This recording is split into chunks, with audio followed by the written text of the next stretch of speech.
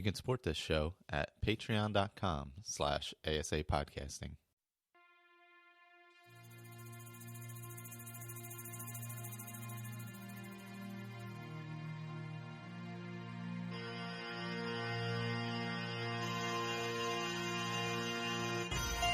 Welcome to a Skyrim Addict podcast, where I will discuss my adventures and misadventures through Skyrim. Join me. Add your stories, add your tales. Let's get into this thing.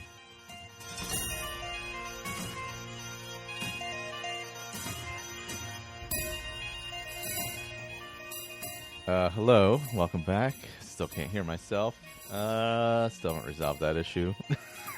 Hearthfire Roundtable, episode 3. I'm Michael. I am joined so far by Victor. Howdy, everybody. And Ray. Afternoon. By the way, you sound marvelous. Thank you. I wish I could hear. I wish I could hear what I sounded like. We have Kenneth. Hello. And of course, we have Colin. Evening, guys. So we're going to get into Hearthfire episode 3 in a few moments. We're waiting for Juan. He had the always wonderful Windows update right in the nick of time. But quickly, a couple quick things. Of course, Skyrim 10 AD now has it is available here, but it also has its own feed. If you want to start from the beginning, listen to the guys from the beginning. It'll be coming out bi-weekly on the 10 AD. It's just called 10 AD on that feed, I believe. And so it's up to episode 3. Of course, on Patreon, I think we're up to episode 32, if I'm not mistaken. We are. And on here, I forget what one we're up to on here. It's hard to keep track of all 3. Somewhere in between 3 and 32 on this feed. So Sounds about right to me. we'll say that. Yeah, and we're doing this. This one's streaming live on Patreon. I got it up there last minute, so I apologize for that. But if you want to check that out, just go to patreon.com/ASAPodcasting. All the money goes to the feeds, and anything left over goes to Cystic Fibrosis Foundation. So that's how that works. But what else was there? I think that was it. 10 AD new feed. Oh, there was the Games Who Game episode on the Fallout feed. Shailene hosting that. Check that out. That was a week ago. I don't know. Andrew posts a lot of shows over there, so they're very active. It's very active, the Fallout feed. There's a lot going on. Definitely, yeah. Yeah. Yeah, we've had some beefy episodes. They actually get new games. It's weird. Weird how that happens. Weird how that kind of stuff happens. I'm really screwed up right now because I'm watching the YouTube and looking at the video and hearing people's voices that are reacting in a way different time schedule than is happening in my ears. So let me switch. All right. So this one we had we have moved on. We are building a new house, which would be Winstead Manor, up off the shores of Solitude. And we get that through becoming Thane of Morthal. So I guess we can go around and do our characters, give updates on how they're broken or working. I think that's a possibility. You want to go first, Colin? Sure. Hi, guys. My name's Colin. The character I'm playing is Cadia Corellius. He is an orphan from the streets of the Imperial City who has come to... I'm getting lots of noise coming from somewhere. Oh, crap. Is it me again? I don't hear it at all. I don't hear it either. Oh, thank God. Might be me. It's gone now. Okay, good. There's like a surge, loads of waves crashing against the shore.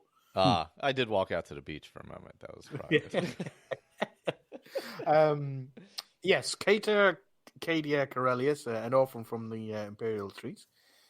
And he has... I've forgotten the name of it now. He's an Imperial. Attributes were 3 magicka, 2 stamina, 1 health, and he was working off of enchanting, sneak, and block. He's got legendary on sneak, and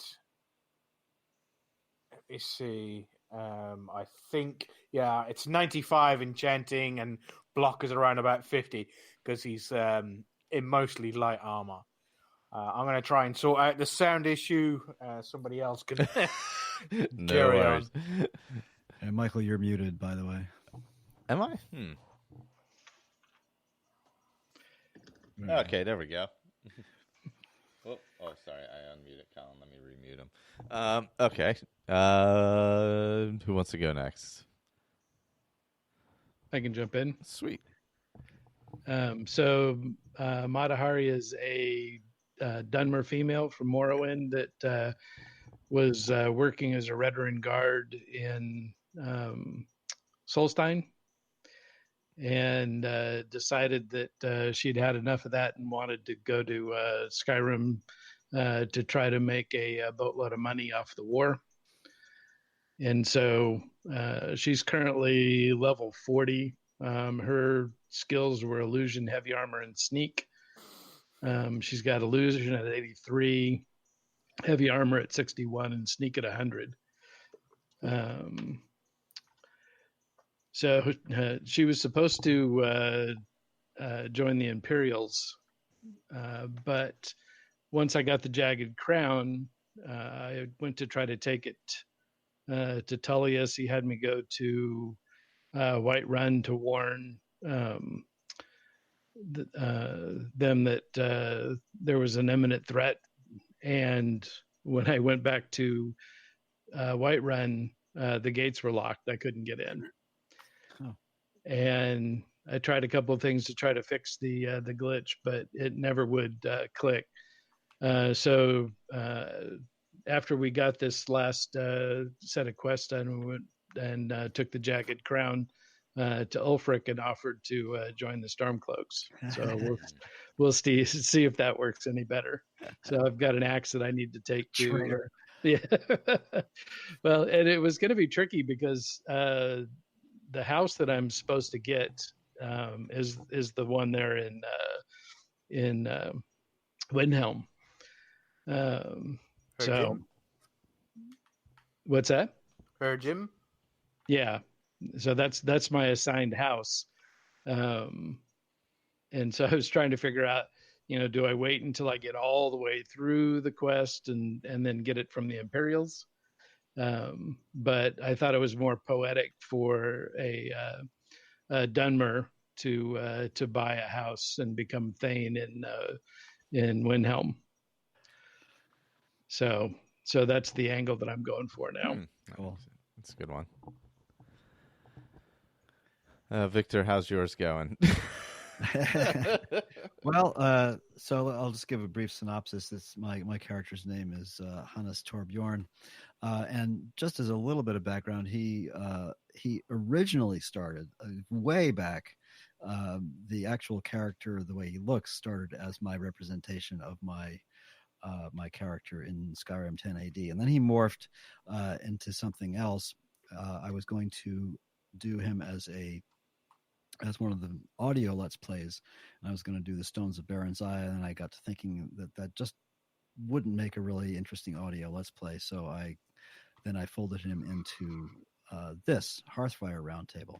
So he became he is a mixed race Imperial Nord, whose mother is a Nord and whose father is an Imperial. They have split over the Civil War. His mother has gone to Windhelm and his father has gone back to Cyrodiil, and left him with the family manor, which is Lakeview. So we discussed that the last time. And I've been recording videos for this and uploading them to my channel, The Open World on YouTube, and trying to weave this Hearthfire in as well as the Baron Zaya. We haven't quite gotten to the Baron Zaya stones yet. He is going to become a thief of sorts, but so I've been trying to weave all these quests into that. So that's the little bit of the background. And he is now level 36 or 37, just on the cusp of 37, I think. I did not roll a random build for this, so I don't have stats or specialties. He's pretty much specializing on his own in archery and one hand, and a little bit of dabbling in a little bit of conjuration and enchanting, and some alchemy. But his main purpose in life is as a merchant. His family is an old merchant family, so and I'm using a lot of mods as always, around 230 plugins and about 400 mods. So it takes a little bit of managing to get it all to work together nicely. But I'm using a mod that I like very much called Landlord, along with all the other usual ones like Campfire and Hunterborn and everything else. But Landlord is really cool. It's a way of investing in merchants, and it produces little tiny radiant quests when you buy a store. Eventually, some bandit somewhere is going to extort money from the store, and you have to either go to the local Jarl's steward or the actual bandit himself, and either you put a bounty on the bandit or you go and kill the bandit. And the mod allows you to hire mercenaries and extra employees, and it gives you a central location at the treasury house in Markarth to open up an account and draw your income from that one central place.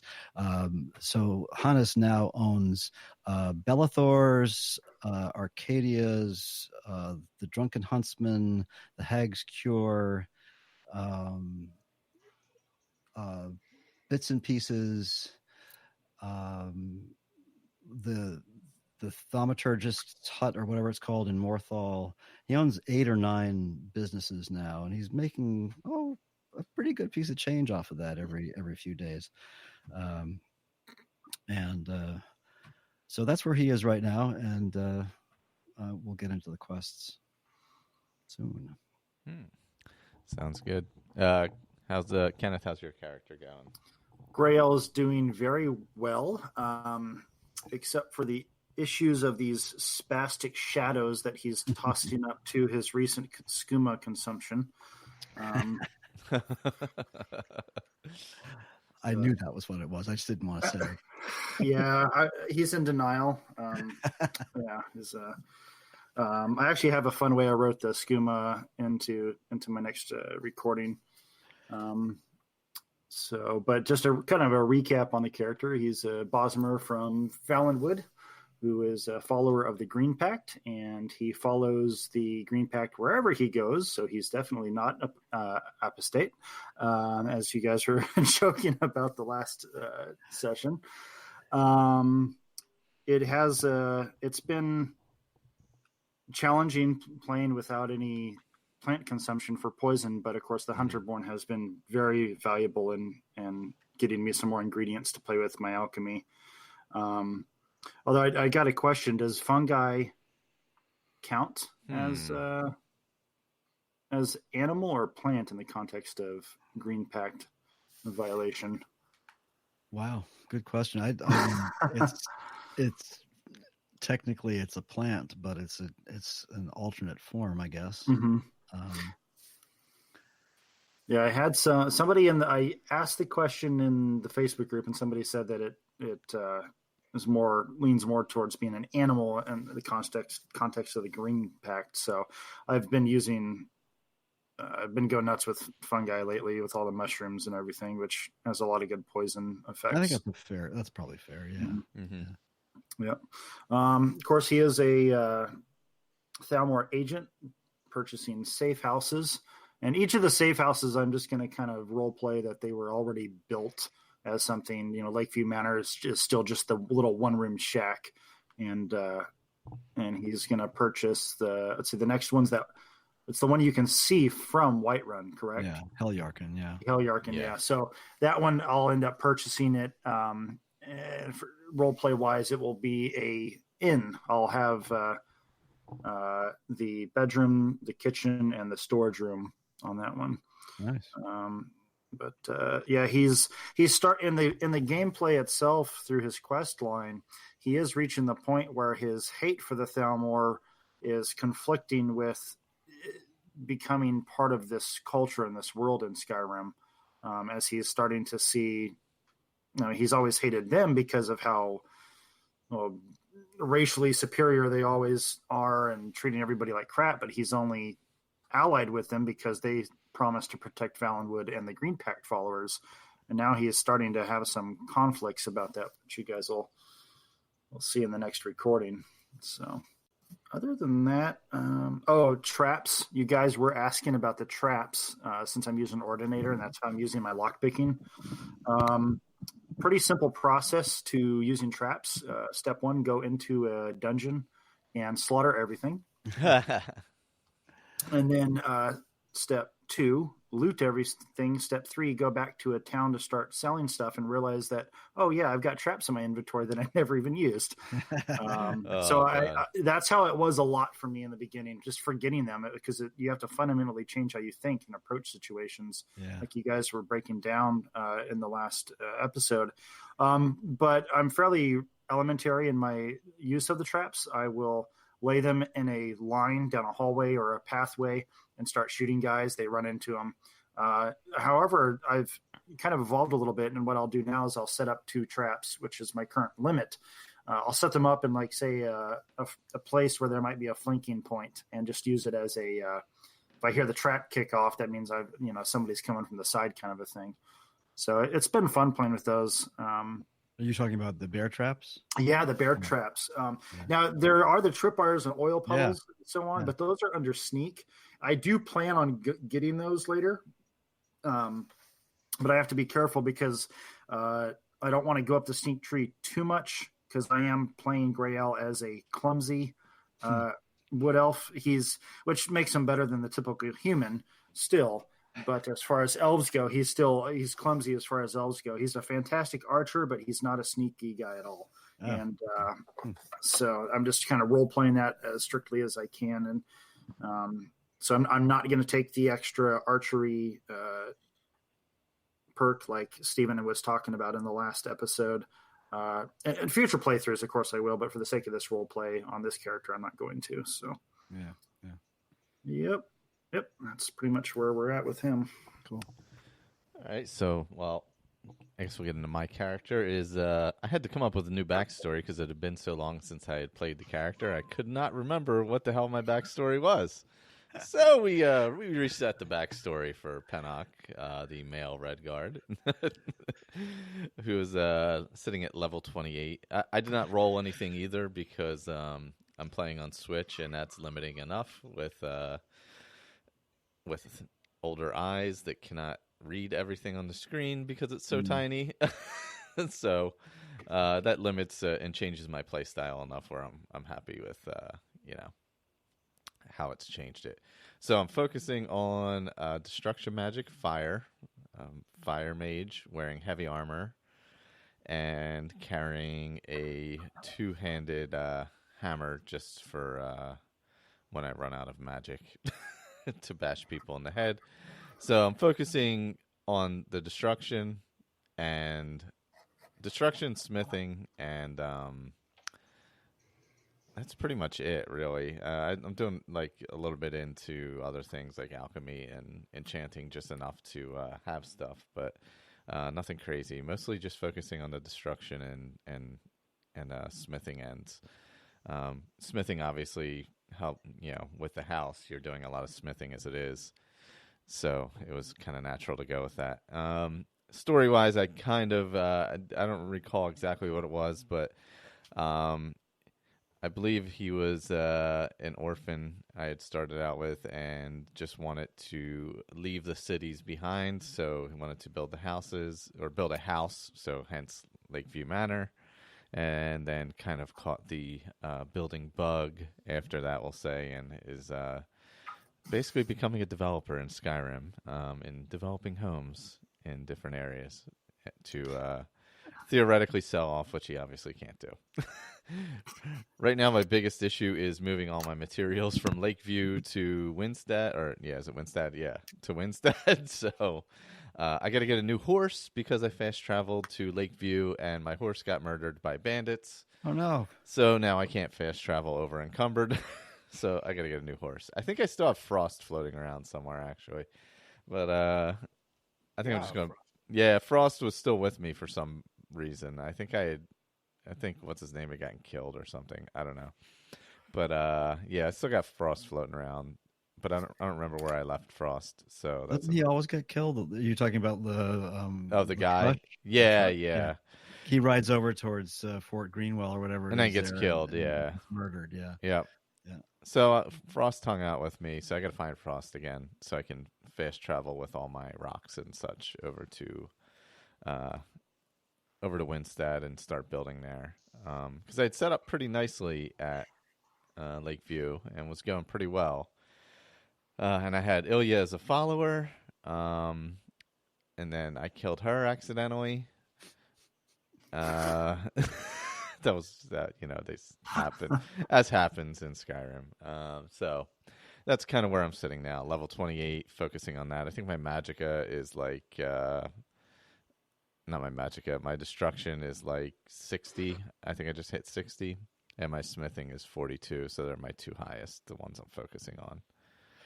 One of the things I've enjoyed about Hannes is as a merchant, I've sort of decided that he's the kind of guy who's going to sort of just develop friends all over Skyrim. Mm-hmm. So I've been, sort of developing followers everywhere I go, and just picking them up when I'm in the area and using one or another wherever I happen to be, and then sending them back home. And it's been a lot of fun. I mean, originally, I like that. Hannes met Zora before the series even started. Hannes met Zora and went through her quest. Zora is from Interesting NPCs, so she's one, and then Goldir and Janasa and Ilya. He hasn't used Ilya yet. He intends to use her as soon as he starts doing his thieving. Mm-hmm. And most recently, Duraz, who's another Interesting NPC added follower. You meet her at Old Heraldon, which we'll talk about in a bit. And tragically, another follower that was part of this episode is Benor, and who I love Benor. I just picked him up, actually. That's what I picked up after Ilya.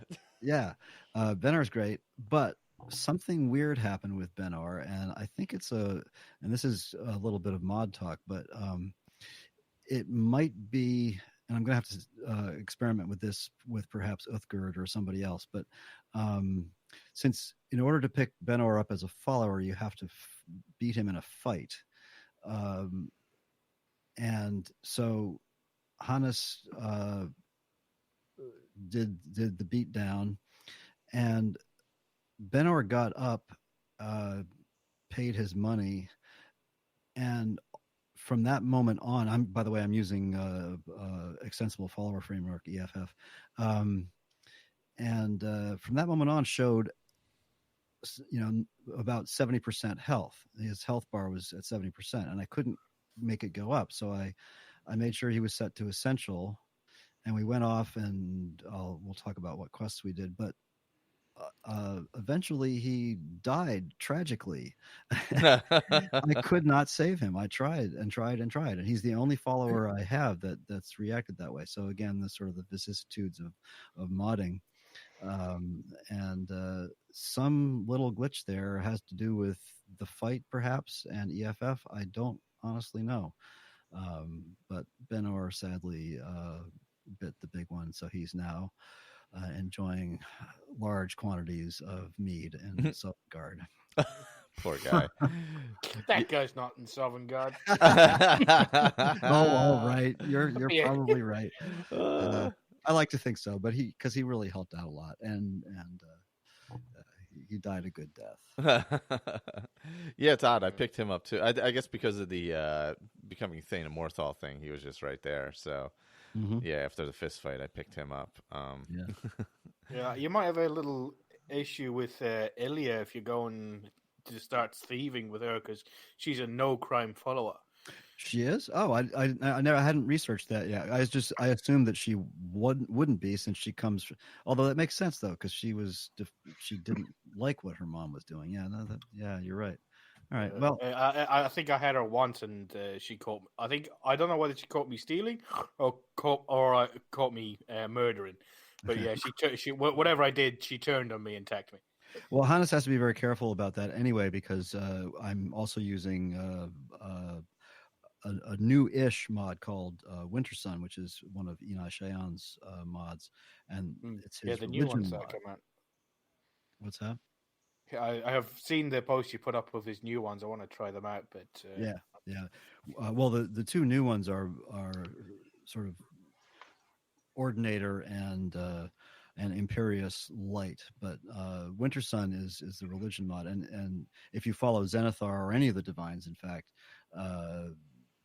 you need to be very careful to follow the laws of Skyrim, or your divine will abandon you. So if you murder innocents, that's the end for you.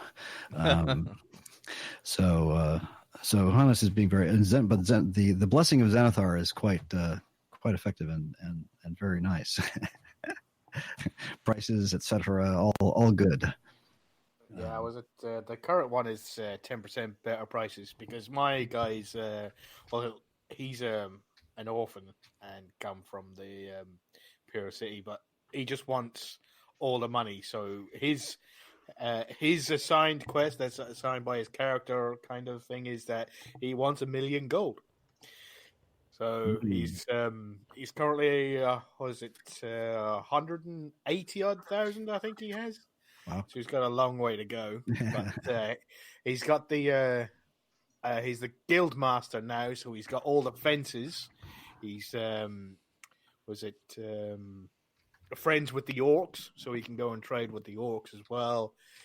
He might have to get investor, I think, just to up the money. But because he doesn't do any, smithing, apart from steel arrows, he can't make loads of rings and then enchant them. So that's why his enchanting is taking so long, because he can't make jewelry and then enchant it, because he can't do any of that smithing stuff, because he's crap at that. But the enchanting he's good at. He just can't find enough things to enchant. I think the closest I ever came to that was with Slythe, who had something like 700,000 or 800,000 gold. Never made 1 million though. I don't think I ever have either. I usually get to the point where money is not even that useful. So I kind of stopped going for it. For Hannes, that will never be the case, but always wants more money. Yeah, I don't think I'll get there. I don't think I'll be playing him long enough to be able to get that amount. But that's his overarching goal. Now he has to try and get to be friends with everybody, like Thanes and stuff like that in all the cities, so he can, because he's the guild master of the leader of the Thieves Guild now. So he wants friends in all the cities and sort of be friends with all the powerful Thanes and Jarls and things like that. So. And Juan has made it. Hey, Juan. Hey, how's it going? Gotta love the Microsoft updates. Always good timing for those. Yeah, I mean, I updated on Friday, so I don't know why it had to do it again. God. Because it knows. Yeah, of course. Maybe I should have turned it on first thing in the morning like I did the update for ESO, because I did that in the morning, so it'd be ready when I got home. We just finished up going over our characters. I didn't know if you wanted to go over yours. Yeah, same old half orc. She's half Imperial, half orc. She's from one of the settlements of the orcs here in Skyrim, or at least her father was. She's at level 19 now, and she is Thane of Morthal as well. Didn't do a whole lot extra at this time yet. Just hadn't. She's just kind of following the timeline here for all the quests that need to be done. Yeah, that's me. That's what I'm doing too with my. I'm just going through the quest pretty much and avoiding other stuff and just kind of focusing on that stuff. But Yep. well, so our quests are. Let's see. Here's a quick rundown of what we're going to get into. We got Laid to Rest as we head over to Morthal. It's kind of one of the first ones you come across. Become Thane of Morthal, which is a couple different things. You need to help 3 people in Hjalmarch, I believe. Falian's Secret, Payment Delivery, Dragon's Breath Mead, Lost to the Ages, and Ghost of Old Roldan. So those are the quests for this episode, and that is to help us build Windstad Manor, which of course you get. You can purchase the land for after becoming Thane of Morthal by helping the 3 people. I guess, do we want to start with the Thane of Morthal part? I guess Sure. the first quest really is Laid to Rest, right? I mean, I guess, I don't know. That's always the first one I do when I get there. I don't know if it's necessarily the first one. Yeah. Like, it's already kicking off when you arrive in Morthal. Yeah. You're sort of like, you're walking right into the middle of the quest just as it's starting, which is really groovy. Yeah, it's kind of already just kicked off as you get there. So I tend to do that one when I first get there anyway.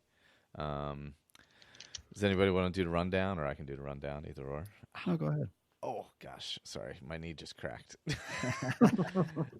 So when you walk into town, the townspeople are all gathered around and talking, and they're upset with the Jarl. And then you hear, let's see. I'm trying to remember the exact order I went in. I know you hear everybody gossiping about the house that burned down, and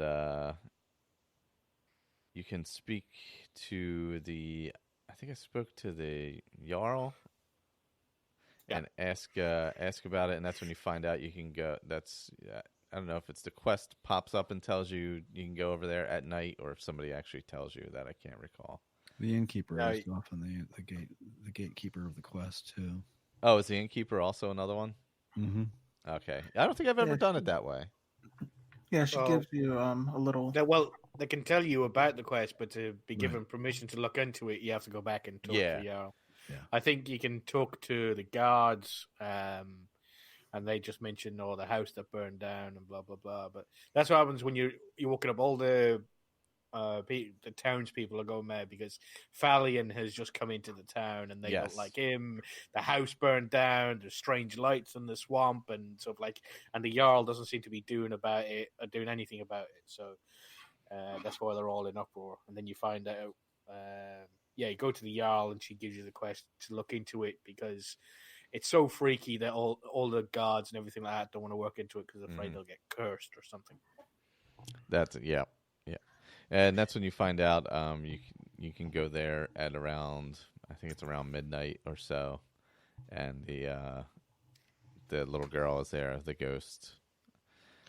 Yeah, you can see the ghost any time of day. You have then she tells you to play hide and seek. Yes, and then you have to do that after dark. You have to wait until after dark to do the. Yeah, that's true. You can see her during the day, but you can't play hide and seek until at night. Is that what it is? Yeah.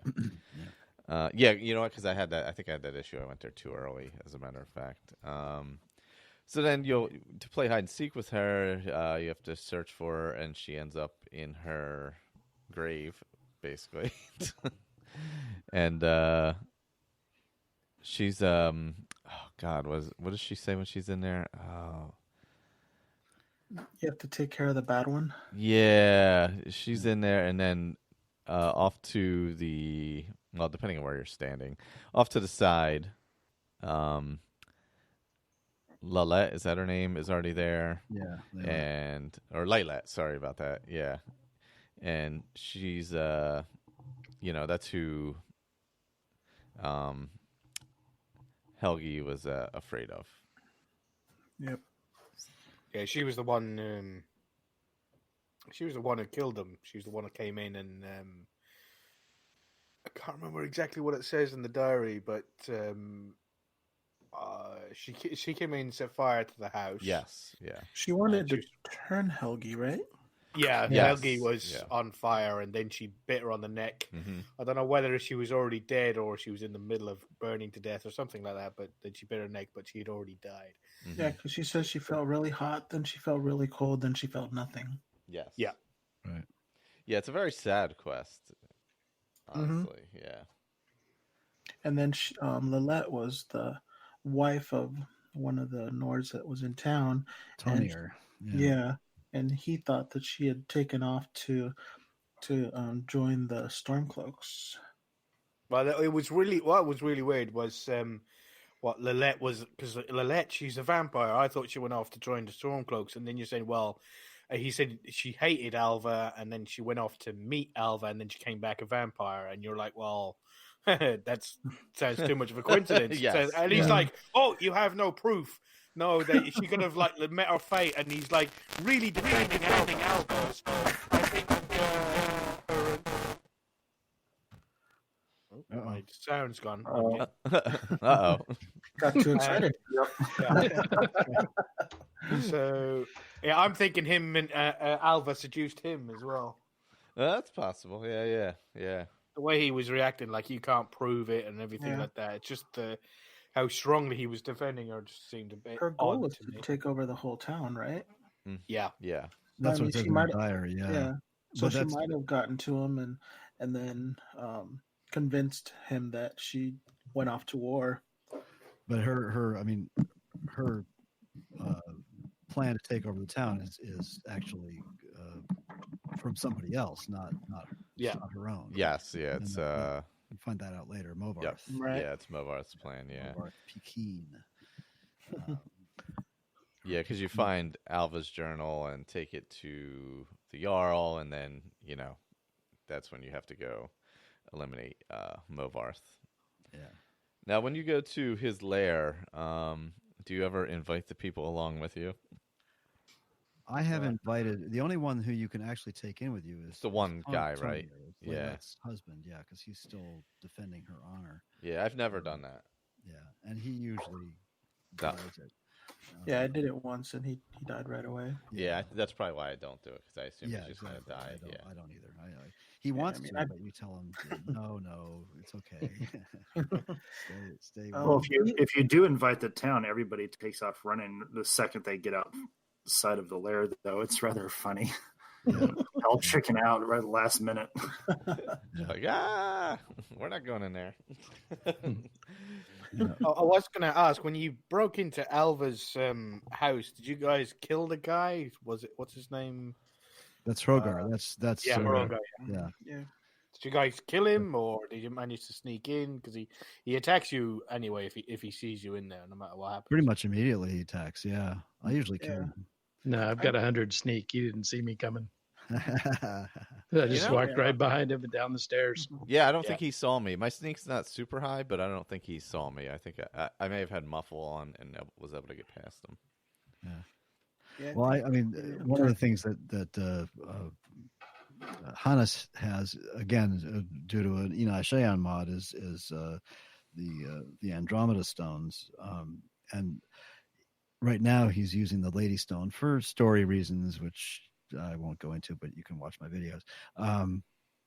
But he, one of the perks of the Lady Stone under Andromeda is a lunar familiar who happens to be a saber cat. But the problem with that is that it triggers as soon as there's any aggression towards you. So, of course, I picked the lock because Hannes is very good at lock picking now. But as soon as we walked in, Hrogar started defending, and the cat popped up, and that was the end of Hrogar.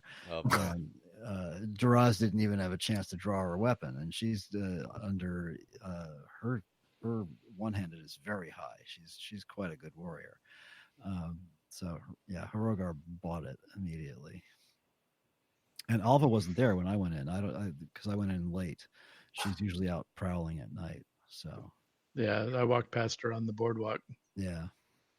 Oh yeah, the boardwalk area. Yep. And I have Mule the Lioness with me, as a follower at that time, and I never even got to see Leylette because she popped up hostile, and Mule just took one swipe and she was gone. Yeah. That's the I have, of course, I had to actually go at that section of the quest about 3 times because between other mods like inconsequential NPCs and various other things, depending on which way I walked around to get into the graveyard, there were NPCs walking up there with torches and things like that, and it just screwed everything up. I was totally borked. So eventually we had to go back and sneak up from behind the house and get up there. But even then, you have to watch out because Leylette is there already. So, yeah, Kenneth is right. The townspeople basically all chicken out as soon as they get to Movar's lair. Yeah, this is true. True. Yeah, I don't know why. It's just like covered in blood and body parts lying everywhere. Yeah. Hey, it's Morthal, man. I mean, they're used to that. Dark down cave that smells of death. And there was the farmer and the alchemist and the bard who's sort of like fresh out of college are all standing there with their iron war axe. Yeah. The funny thing is, though, I'm also using a mod called Skyrim Unhinged, and which I'm, by the way, anybody interested, I'm going to stop using it after this. But but it spawns random enemies in various places, and out near Movarth's lair, it spawns 2 vampire lords. And those townspeople went after those vampire lords and just ripped them apart. It was great. Oh God! But then they chicken out at the gates of Movarth's lair. So, at least they were able to take out the vampire lords. Yeah. At least they helped. Yeah, no, they went at them. Boy. Yeah, I usually take my time. I usually take my time going through the lair too. I tend to go up on that little boardwalk as you're overlooking where Movarth is sitting at the table. Yeah. Like this time, I just shot my fireballs and was able to get them. Generally, I'll use that. God, what's the throw voice shout? Where they say "Hey, skeever butt" and all that stuff. What the hell's that shout called? I don't remember what it's called. I forget. I used to use that all the time, and you could get everybody running around the room, and then they don't know where to go, and then kind of take them out one by one. But this time I was just kind of using fireballs and fire runes and stuff, and that seemed to work pretty well on vampires. Except I will say the one in the alchemy room was way harder than Movarth for some reason. Oh, that's up the stairs on the back side of the table. You go up the little ramp there, and there's where the chest is. There's an alchemy table. Yep, the one in there. Yeah. That one was way tougher than Movarth was. I went up over the top and went out the back to try and take everybody around Movarth first, because I've got all the sneak and the backstab. But every time I go in there, they was it once you get in there and get close to that back room, the vampires and like the thralls suddenly realize that Alva is there, and somehow she's not connected with them in the script for the game, so they all realize she's there and then kill her. Huh. So they the minute they realize that when you get in there, and obviously the game's running, they knows that you're there. They suddenly realize that Alva is in the corner sleeping, and the vampire, whatever it is, leveled vampire at the back, and the thrall that's sort of like walking around, suddenly realize she's there, attack and kill her. Huh. So I don't think he can save her, not unless you get in there and start killing everybody really quickly. I've never noticed that. I guess I just sort of go in there and flail around until everybody's dead and don't really pay attention to what the names are. I didn't notice that Alva was there. Yeah, I think she goes there after you steal the the diary. Okay. But I got through most of it, and I had killed everybody. Managed to sneak around Movar, picking off all the different people, so he was on his own. And then I got right close to him, and then the sneak attack, because I got the 15 times damage. The sneak attack didn't fucking take. Oh, It was like I hit him like with a pebble. oh no. No. And the only shout I have is the first level of Unrelenting Force, and was it I've forgotten what the other one is called. The Elemental Fury, the one that makes your weapons go faster if they're not enchanted. But I had, the Unrelenting Force, and I used that, like the first word of it, just to stun people so I can run away or run in for a quick attack. And I pressed it and pressed it and pressed it. It wouldn't go off. Just wouldn't go off. It's one of those little bugs that just every once in a while, just when you tap it or something like that, you know, when you get that little sign that comes up, you can't shout while casting a spell, or you can't cast a spell while you're shouting. So it kind of gets stuck like that. But I had no spells. I had no spells in my hand. I just had the 2 daggers. But it just got stuck and it wouldn't go off. And that's when he hit me with a thunderbolt. And I just went to the other side of the room. And that was pretty late last night. So I was like, motherfucking bastard. So then me and Lydia just went in there. No sneaking, just like started... summoned up a flame atronach with a staff, and then just started like wailing on everything with my 2 daggers. Yeah, fire helps with those vampires, that's for sure. Definitely. And once it's Lydia's got Dawnbreaker, so oh yeah. in there, she was just like cutting through them like anything. Yeah. Hunterborn has I think it's Hunterborn that has the little instincts that you can choose and fire off. Yeah.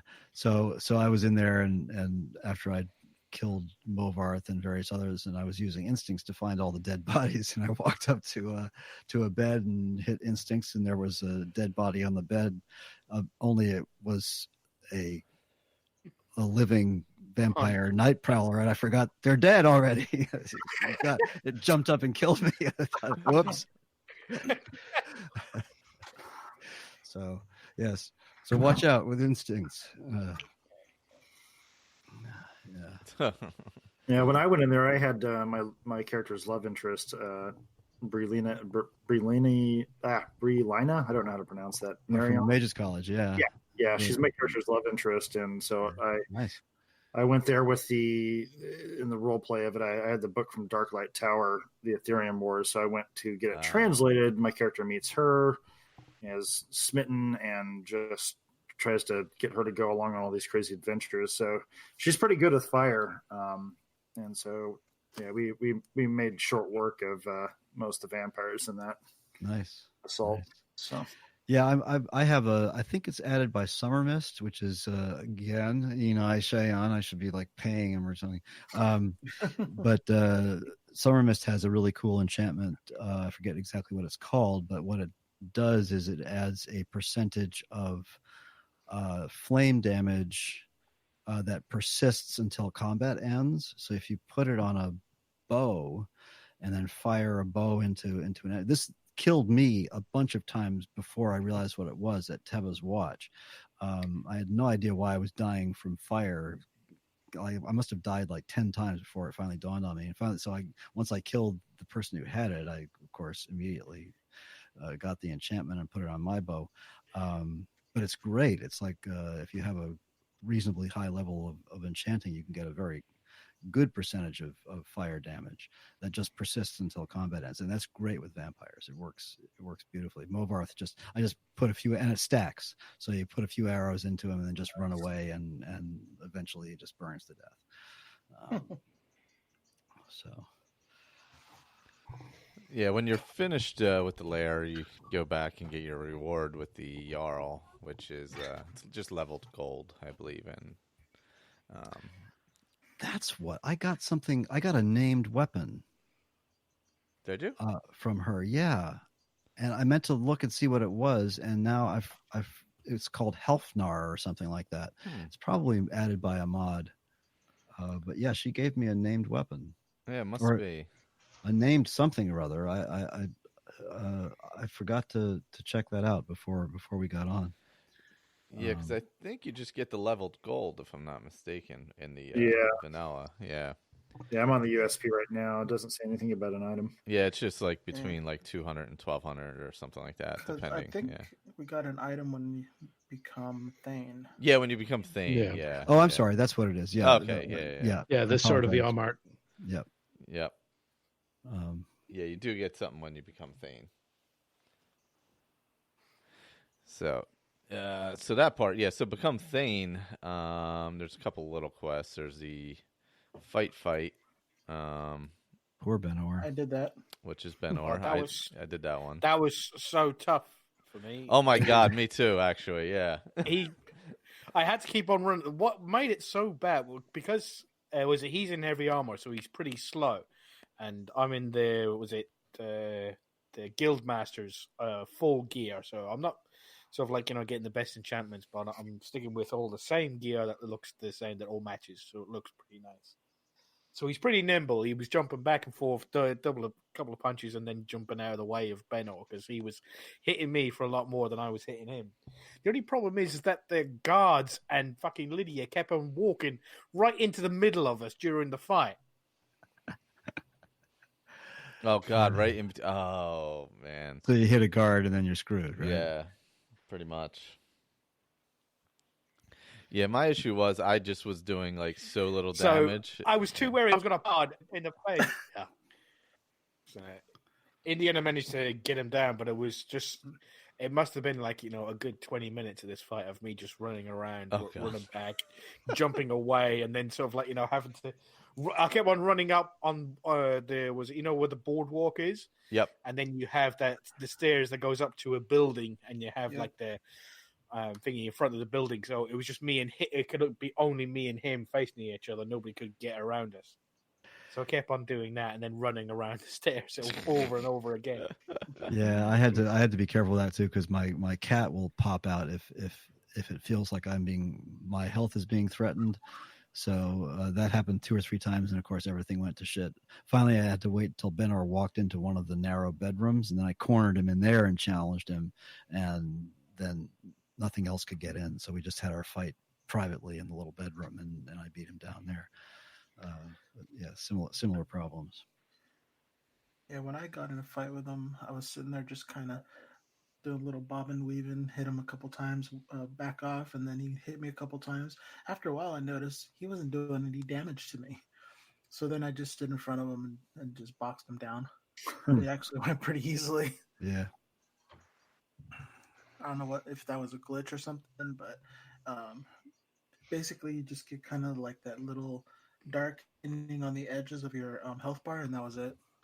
Yeah, similar happened to me. I just assumed it was because I have about 380 armor value. I just figured it was because he just didn't have enough to do any damage to me. But you may be right. It might be a little glitch too. Yeah, because I think my armor was like maybe 98. When in the middle of the fight is when I realized that when I first joined the Thieves Guild, I think I was like level 5 or 6 or something like that. I was so low level I couldn't beat anybody. So to get through the ratway to get to the bloody place, I had to run past all the enemies and hide from them. So they're all still alive. The 2 guys that are standing down there and the pugilist, they're all still there. Because once you get through the other side, you manage to get the escape route out the back. So I've never gone back. So I never got the pugilist gloves. I don't know. So if I'd have known that, I would have went back, went through the other way, killed the pugilist, took his gloves, and then went back for the fight. I'm just realizing it. I think I know what the glitch was that I was mentioning earlier about Benor's health. I'm gonna have to watch that because I have an enchantment on my armor that draws health from people that are within a certain amount of feet from you. It's another one of the Summer Mist enchantments. 6 feet from you? Well, it depends on your enchanting level and how. Okay, because I found a ring that does that, and it has like 6. It says if enemies are 6 feet from me, it just draws. Yeah, if you disenchant that and then try it, if your enchantment is low, they have to be like 1 foot away, or 2 feet, 4 feet, 6 feet, depending on it's farther away the higher your enchantment level is. Yeah. Okay. I just put it on. I'm like, I'm not gonna mess with it yet. My enchantment's way too low. Works pretty well, but I think maybe that's what killed Benor eventually. So, But I just chopped wood. I did the chopping wood also.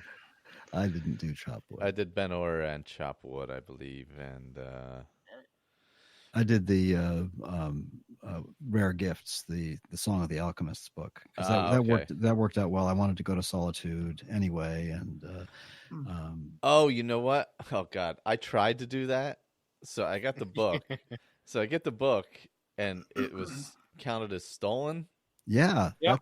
I was going to ask you all that. Why is that? That's like the one book or the one quest like that where you have to actually steal. Yeah. Unless you're a member of the Bard's College. I guess right? you have to be a member of the Bard's College. Yeah. So I didn't realize it. I just picked it up, and then I'm like, oh crap, I got a bounty. And I was like, oh, but I can't go to jail. It'll take the damn book. So then I ended up fleeing town. And then I'm like, all right, let me go somewhere else. I'll come back in a while and just go to where I have to return it or whatever. And somehow I ended up back in Solitude for some reason. And then I ended up getting arrested, and it took the book, and it ruined the whole quest, so I couldn't even do it. I was like, oh no. I was like, well, forget it. I'll just do something else. I was like, I got other choices. I think that's when I went and chopped wood, because I was like, all right, enough. Yeah. You can find that book in other places. But that's the only one place that the game seems to know where it is. Yeah, but you can run across it in other places. So yeah, you can choose not to steal it. Bloody thieves! Yes, I actually didn't realize it was. I was stealing the it. thief Yeah. master. Yeah. Thief master, if you don't mind. Yeah, that's Mr. Thief Master to you. I sneaked in and got it. I blew off what's his name there and just sort of sneaked around until nobody was looking, and I grabbed the book and left. But you can easily role play it. It's called Song of the Alchemists, so it's easy to sort of rationalize that it would be at the Bard's College. So, and we had to go there to talk to Falk Firebeard anyway. Okay, yeah. So you have the other quest there as well from this list, which would be was it payment delivery? Yes, you could have been there for that. Yes, was it Bryling is in the Yes. Blue Palace? Yeah, I've picked that one up. I haven't fulfilled it yet, but I have it in my quest inventory. I tried to do the sell the ore too, mine ore and sell it, but I couldn't find the person who would buy the ore. Yeah, I found him pretty. It's not the guy who you get the quest for Bryling from. It's one of the other ones. It's he's got a really long name. I can't remember what it was. Isn't he always in the mine too? He's always inside. No, he's outside. It was in the evening, and he was sitting around the fire, so it wasn't bedtime. It was just after the finish. And it's something like Stone Crusher or Boulder Pecker or something like that. Werner Rockchucker. Yeah. Looks like a Jester Rockbreaker. No, there is like a Jester Rockbreaker. Yeah. There's a Rockbreaker and a Rockchucker. Yeah, Werner Rockchucker. Yeah. It wasn't an orc, right? I don't think there are any orcs at Stone Hills. I don't remember. It says Grogmar Groberzag. Oh, there is. Okay. Oh, wait, hold on. These are radiant options. Interesting. Yeah, that guy's in the Rift. Yep. Well, if he's in Nord, he's like that one guy that pretends to be a ghoul in Fallout New Vegas. Pretending to be an orc when you're Nord. Yeah, so you can do one of those orc. Random little quests to finish off being Thane. I always like to do you saying that. I just realized something is that you said about that. Oh, is it the New Vegas where the guy thinks he's a ghoul? What's his name? Is it Brennan? The guy at the tramp in Whiterun. He refers to himself as a Nord. Can't you give a Nord a helping hand or something like that? He says he wanted to Carlotta or something like that, and he's actually a red guy. Oh yeah.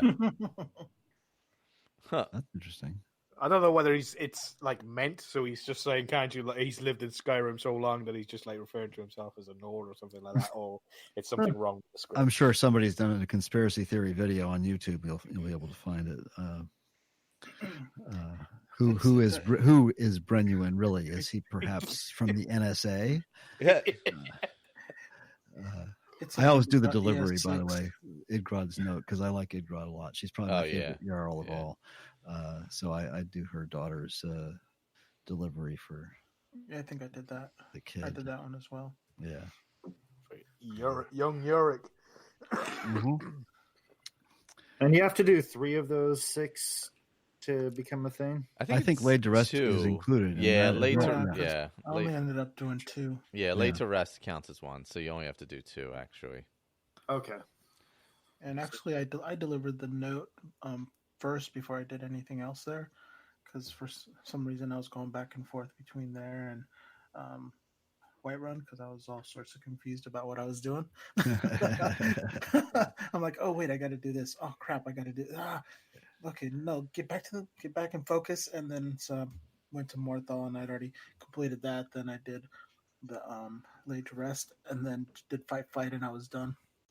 That's pretty cool. I like Morthal. It's probably my favorite. Also, my favorite area of Skyrim, and Winstead is the nicest of the 3 houses, really, in location. It's great. Yeah. Also, if you're an alchemist. Yeah. For the swamps are superb for that. Got a lot of good stuff there. Yeah, was it Nightshade, Deathbell? Was it fungal pods? Yeah, Genus root and fungal pods. That's your paralysis right there. Plus, there's a lot of like chorus and things like that, and spiders that you can get venom from, and giant lichen. The fungal pods and imp stool are great for some pretty nasty poisons. What else is out there? Bunch of stuff. Oh, and the radiant, the landlord mod plugs into the radiant system, so for its extortion things and for some reason I've had like 4 extortion demands from the bandits at Ustengrav for the drunken huntsman. So poor Elvendir he's probably because he's a wood elf and he's a wimp. Took an arrow in his arm. Leave him alone. I finally, as I was passing Ustengrav to go to Winstead, I finally went in there and slaughtered all those fucking bandits. We'll see if the extortion notes stop. What, you mean all the undead ones? That's right. Yeah. They're all thralls in there. Well, the outsider there, yeah. I didn't manage to go building. I was too busy questing. I built the smaller house. I just got to move my supplies up, like all my building supplies from Lakeview. Yeah, that's what I have to do too. To finish off the building. I have the foundation in. Yeah, I haven't seen what the lifetime earnings of this character is, but I've been spending a crap ton of money. Yeah, so I built the little house, the big house, the greenhouse. The greenhouse. The room where you display all your trophies. Oh yeah, the trophy room. Yeah. And then I've also got Winstead Mine, which is even more expensive to build. Yeah, I thought about loading that one up, but I didn't. Yeah, I'd never done it before, so I thought I'd do it this time. Yeah, and it was like $12,000. Yeah, just to get it started. Yeah, wow. And I just built the first mine shaft, and that was $15,000. Oh. So, but I did discover that. So I've never really played around with this I built Lakewood Manor with the As It Should Be mod before, but so I've never used stewards. So I thought, the dialogue came up for Mjol to be the steward, and so I kicked her in, said, "Sure, be this, be the steward." But evidently, she's not. As far as the game goes, she's not steward material, Huh. and so she didn't do anything. So Really? she's just been hanging out in front of the building, That's weird. and there's no decorations, there's no furniture, there's nothing What's she doing with the inside. money? But the thing is that when you dismiss her, you can't get anybody else to be the steward, because evidently once you have you've initiated a steward for a particular house, that's it. Yeah. They're either the steward or they're not. And so since she couldn't be, so that house is empty and the mine is completely decked out. Wow. So you have asked her to do stuff. She doesn't do it automatically. You have paid her money, right, to furnish it. Well, there's no dialogue for it. Isn't it? No, it doesn't come up. It only comes up when you're inside the house or located near the house. Have you done it then? Yeah. Because you said you were. Yeah, because we were standing inside the small room. Yeah. I think it only works when you have the big house. Do you have the big house? Yeah. Yeah, I've got the big house, the west wing, the north wing. Have you converted the original house into the entrance now? Yep. Okay. Huh. Yeah. So I don't know. I'll keep banging away at it and see what happens. But as it stands now, it's just an empty shell. He said he did the as it should be, right? For the Lakeview Manor. Yeah. Sadly, that's the only house that particular mod author did a modification. Has done anything. Yeah. So Hannes reasoned that he already had a nice manor house that was fully decked out and wonderful, and what he really needed was a summer cottage. So he's going to just stick with the small house, and he built all the add-ons, the animal pen. You got a fish hatchery at Winstead. You got and the garden and the stable. Winstead has the hatchery. Yep. Yep, it does. Yep. I thought it was the one that was close down by your pet Horkers. Yep. Okay. Yeah, so you can stock that with fish. I recommend River Betty. Yes, River Betties are excellent. I put in slaughterfish. Perfect. Excellent. Well, the slaughterfish scales are excellent. Yeah, that's a good ingredient. I just did it for the effect. So we're going to use sort of foreshadowing, as Kenneth did earlier. Hannes is going to he wants to invest in a farm, so we're going to use the Heliarchan farm mod, which is the same author that did Winstead Mine. So we're going to use do that for Heliarchan. Yeah, I got that one out too. Yeah. Yeah, I installed both of those on my PC one, but that was this Roundtable character that I had to replace with Cater. I can't remember his name now. What was his name? The old guy. Yeah, that was I don't remember. Started off in Bruma. That was it. Started off in Bruma. I can't remember his name now. I finally played around with that mod. It's pretty awesome. Yeah, I love the changes to all the ingredients, the alchemy, Yeah, it adds so much depth. It adds a whole new part of the game. So anybody who's looking for a total overhaul experience, Broom is the best to get a good overhaul experience. Yeah, it really is beautifully done. It's one of the best world space add-on mods ever made. It really is. Gosh, I haven't played that since the beginning when it first came out. I don't think they've done a whole lot. There's a lot of patches have come out for it since then, but they haven't. I don't know how many updates they've done for it. I need to hop back and do that again. I don't think I fully fleshed it out when I was playing it. Yeah. Yeah, there's some nice house mods for that too. Mm-hmm. Have you guys ever built one of the houses with all three towers? Because that's what I'm going to do for my Morthal or Winstead Manor. So that way there's the enchanting, library, and the alchemy. Oh yeah. Can you build all three towers? I thought. Yeah. Oh, okay. As far as I know, well, I've never done it before, but it's just in all the years of playing Skyrim, I've never done that. So that was my intent for this house, and he'll have quote unquote bought it already built like that, as though it was kind of intended to be built as a palace kind of castle, more of a look to it. Yeah. So Yeah, nice idea.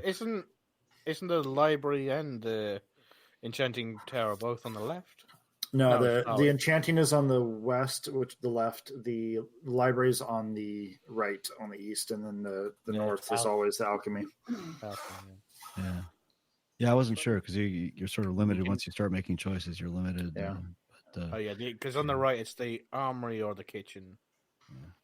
Or the library. It always frustrated me that you can't like put any one of the 9 wings on any side of the house. It just never made sense that they restricted it like that, because like what if somebody wanted the armory but also the kitchen? Well, you can't do it because it's both on the same side, you know. It is frustrating, and I don't understand that either. Not as frustrating as having to buy 20 logs at a time. Yeah. Clickety. Yeah. Well, Hannes is very rich, so he just went ahead and bought a bunch of stuff. He didn't have to move any inventory from his other house. He's got lots of money, so he just went ahead and bought what he needed, and that was the end of that. Except for Corundum. Waste of money. Nah. Make sure you buy it. Don't buy any stuff. Never leave a merchant with any gold. Get it all in trade. Yeah. So the nice thing is that with that Winstead mine, I'm getting a couple of grand a day. Yeah, it's good income. Oh wow. Yeah. Yeah, so, once you develop it, it's those are both they're excellent. I'm a little afraid with Heliarch and Farm because my game is already just so overloaded with running scripts. One of the reasons why I'm going to get rid of things like Skyrim Unhinged and a couple of others. There's just too many scripts running in the background and stuff like that, random spawns and things. But so I'm a little worried once I get Heliarch and Farm going. But yeah, those are definitely good money makers. I'm going to have to speak to Delvin because I went to the Guildmaster's chest and all there was an amethyst and 800 gold in there, the cheap bastards. Skimming off the top. Probably. Yeah, sending it to his brother in Solstheim. Yeah, that's what he's doing. Yeah. Laundering it. Yeah. Building himself a little nest egg, the bastard. Let's see. And... Well... We also had, I guess we have the other quests, a couple small ones. Falion's Secret. Yeah, I couldn't initiate it. I just had to wait until he came along and then followed him. Yeah, I had the same issue really. I had to go. Isn't that what you have to do? I thought that was the. Yeah, I thought that's how you did it. Yeah, you just wait till 1 a.m. and he comes out of his house. Yeah, but I was trying to find a way where it kicked off, like where you heard about it or something. I think if you you're supposed to be able to hear it from his apprentice. Mm-hmm. Oh, okay. Because he's adopted a little girl. Yeah, Angie or something like that. Her name is. Yep. Yeah, Agni. Every time I tried to talk to her, she just kept on said, "What's it?" She said, "I came into the house and I woke her up, and she goes, what the? Can a woman get a little sleep around here? Get the hell out of here!" Oh. So she kicked me out, and then I went back in again, and then she just said, "Oh, so you're not supposed to be here. You're not supposed to be here." I was like, "Right, fuck it." So I couldn't. I think you're supposed to meet around the street, but she's never outside. I think it's a specific time that you have to meet her. Yeah. Isn't his wife the innkeeper? Yeah, I'm not too sure whether it's wife or in parentheses friend. I think so. Not yeah. Sure. Yeah. Anyway, I have what's the reward you get from him once you discover him there? I just blackmailed him and gave me 200 gold. Oh, that's to keep quiet. Yep. Yeah, and you can still go back and report him to the Jarl, and she comes out, meets up with him, and starts telling him to knock it off, stop doing it anymore. But I chose not to do that. I'd rather have like a powerful conjuration mage in my debt, like, sort of like, keep blackmailing him to either give me money or give me sort of like, soul gems, because he's a conjuration guy and I'm an enchanter guy, so that would help a lot. So once you blackmail him, can you go into his house and take things without stealing, like you can in various other places where you become friends and and things like that? Or I'm not too sure. I already went in and stole everything in his house. Yeah. So speaking of as delivery, a master would. Yeah. Speaking of delivery, how many people actually deliver Gorm's note? I'm curious. I did. Anybody else? Oh, I did. Yeah. I think I did. I never do. I take the note, I read it, and I think, no, I'm not going to betray a grudge. She's too cool. Screw Gorm. Yeah, I think I did deliver it, actually. Yeah. Yeah, you should do. The guy gives you 25 gold. Yeah, well. It's definitely worth it. I already don't like Captain Aldi because of his treatment of poor Angeline. So screw him. That's 25 gold you didn't have before that. So yeah. I could sell a few mountain flowers for that. Now you want to go to the little girl. She's not great at commerce. I already adopted her. Yeah. She's living at Lakeview with Lucia. Yeah. Yes. I was just curious. I never do that. Yeah, the Phalion one's pretty short. Yeah, you find them outside at 1 a.m., follow them to the circle, either, blackmail them or whatever, And actually nothing happens even when he's reported. I mean, he still goes out there and does it anyway. Yeah. So really, has very little effect on anything one way or the other, oddly enough. The Jarl does not know anything at all. No. What he's doing is practicing the curing of vampirism, correct? That's the theory anyway. Yeah, in theory, yeah. Because who do you go to when you want to cure your vampirism? Yeah. Yes. Right. Which I've never done that quest. Well, thankfully, it's a lot easier than the Oblivion one. Oh, yeah. That was an endeavor. I literally loaded on Oblivion. I had to load an old save. Probably lost a couple hours worth of gameplay because I was not going to spend an hour going through a quest line. You had to get 5 black soul gems or something, then go talk to the Count Isildur of Skingrad, and then go get. Yeah, it was really stupid how long that quest was. And the soul gems were not as easy to come by in Oblivion. No, definitely not. Yeah, it was kind of a pain. I don't know if I did this one. Payment delivery, where you speak to Pactor and deliver the message to that was another one Brylan. of those really innocuous quests. Yeah, you have to go to Bryling in Solitude. Yeah. Yeah, I went to Bryling, but I didn't. I just went to deliver the other note from the mine. So, or whatever you delivered from the mine.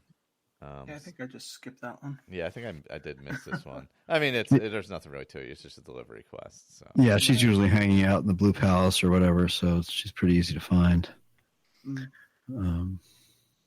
It seemed like I'd get another powerful friend, so that was the best way to do it. I just gotta make, because her and Erica hate each other, so I have to make sure that the other didn't know that I was trying to be friendly with the other one. So if you're friends with Erica, everybody hates you, but if you're friends with Bryling, then Erica hates you. So it's kind of like that's a very off balance thing. You think you'd be better off just getting rid of Erica, but And of course, we had. I guess we'll save Lost to the Ages for last. We had the Dragon's Breath Mead quest, which is, of course, in Dragon's Bridge. Dragon Bridge. Yes. So you're in. If you go there during the day, it'll already be happening. God, what is her name? Is sitting on the Olda.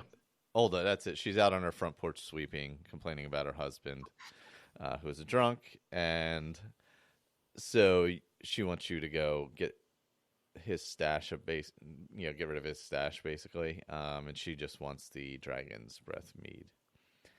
So because Nah. it's his favorite. yeah, it's his favorite one. So basically, yeah. And so when you go to get it, as we discussed pre-show, if you touch any of the bottles other than the Dragon's Breath mead bottle, they all fall underneath the chest or underneath the crate, and you can't get them anymore. So if you're going to pick it up first, and don't touch anything else. Mhm. Now, if you just bump into it, or is it if you actually pick it up? Actually, I had it one time where I bumped into it also. Huh. I think it's because they move, and when they move, they slide through the chest. There's some issue, or not chest, the crate. There's some issue with that. So I don't think it has to do with touching one of them. I think it has to do with you're picking one up, so it's moving the other ones, and then they fall through. Okay. So yeah, because one time I think I like walked over it. You know how you can walk through stuff and knock it Yeah. around. I walked through it, and then they were all gone. And I was like, well, this isn't gonna work. So, and of course, Yeah, and there's- I with the mods I've got on there, there were these big bushes covering up the jeez. crate, so I didn't even see it at first before I'd already kicked it and knocked all the bottles all over the place. That's when I realized that it was there. Then I couldn't find, I found all these other bottles, but no Dragon's Breath mead. Oh yeah, I had to reload like 4 times before I got it. I was like, "What the hell?"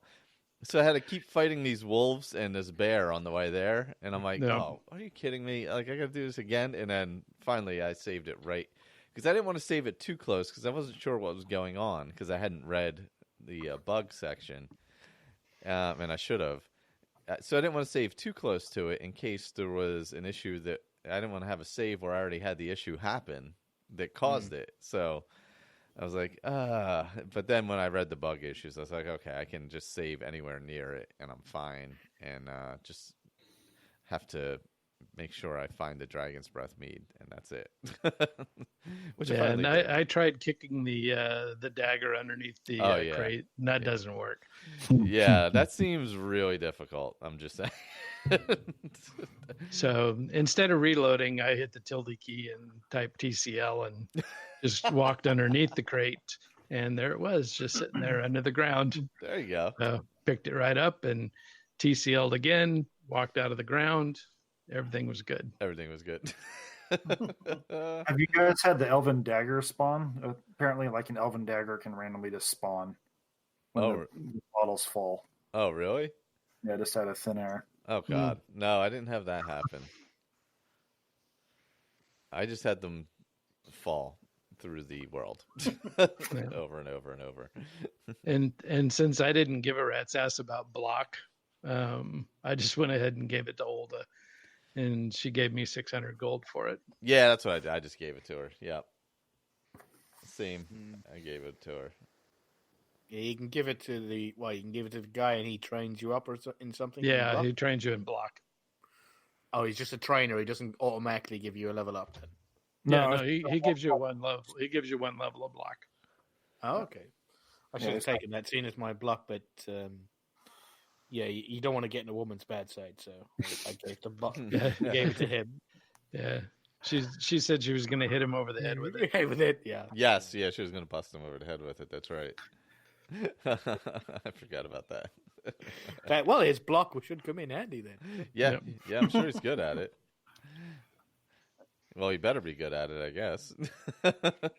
Or maybe that's how he got good at it. or that's how he got so much practice. Yeah. That's a good possibility as well. Yeah, that's holding up the stool as she's fucking bottles at him. Yeah. Oh man.